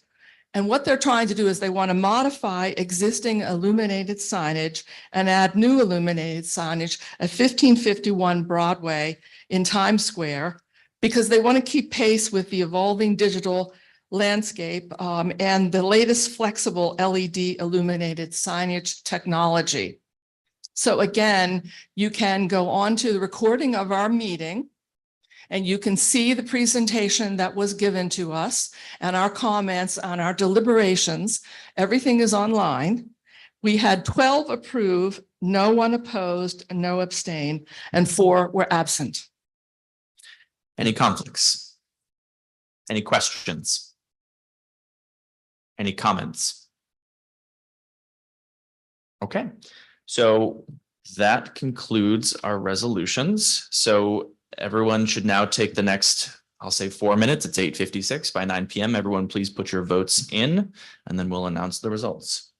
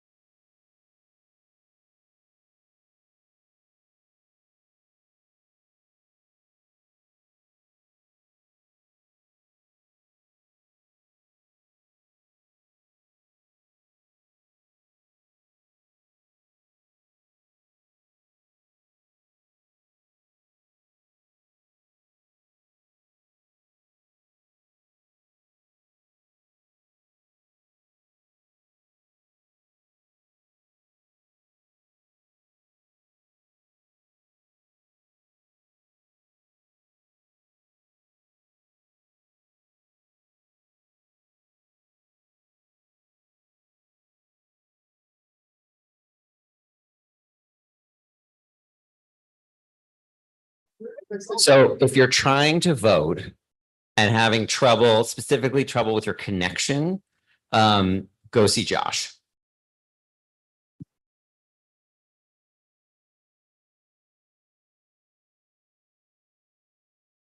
So we're missing 4 votes. That means there's 2 up there. So I don't know who the other 2 are, but we seem okay. Okay, ready? Hold on. Ready? The game.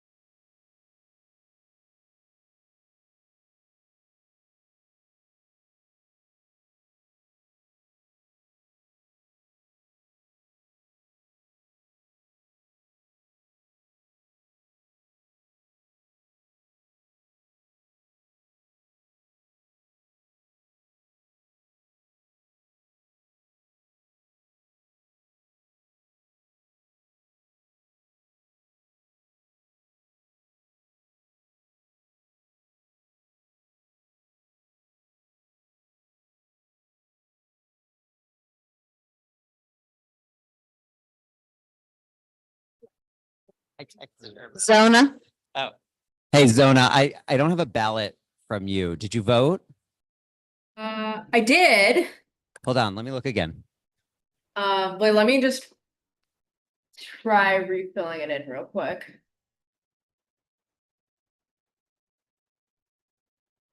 Yeah, if you maybe could resubmit, because I don't I have it. will do that right. Thank you. Sorry about that.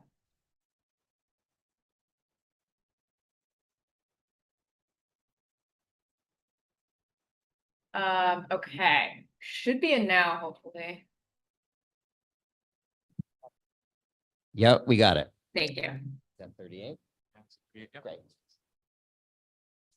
Okay, we have received all the votes, so I will now turn it over to our secretary to announce the results of the resolutions and letters tonight.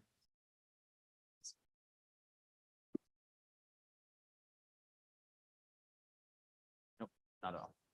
Hold it up right and like right here. Okay. All right, just take this one. Okay, thank you all.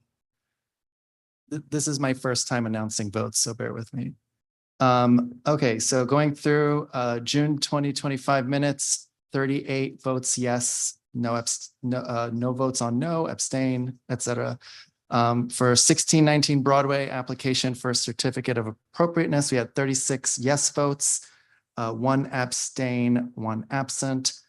For the future of the Fifth Avenue proposed redesign, we had 36 yes votes, 2 abstains.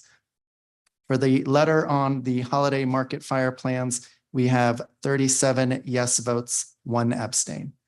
For the Bryant Park marketing activation for Olay, we have 33 yes votes, 4 no votes, 1 abstain.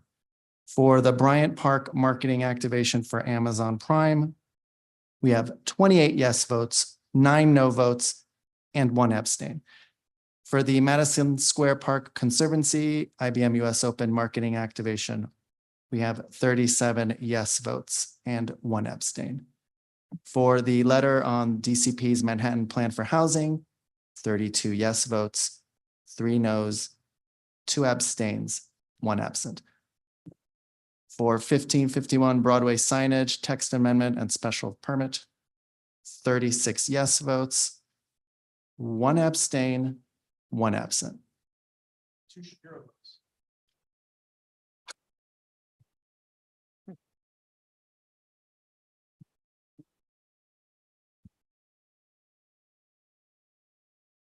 Okay. So now I will open the floor up for new business. Looking at you, Mike. Yeah. All the mics. Yeah, what are you doing? Just do it.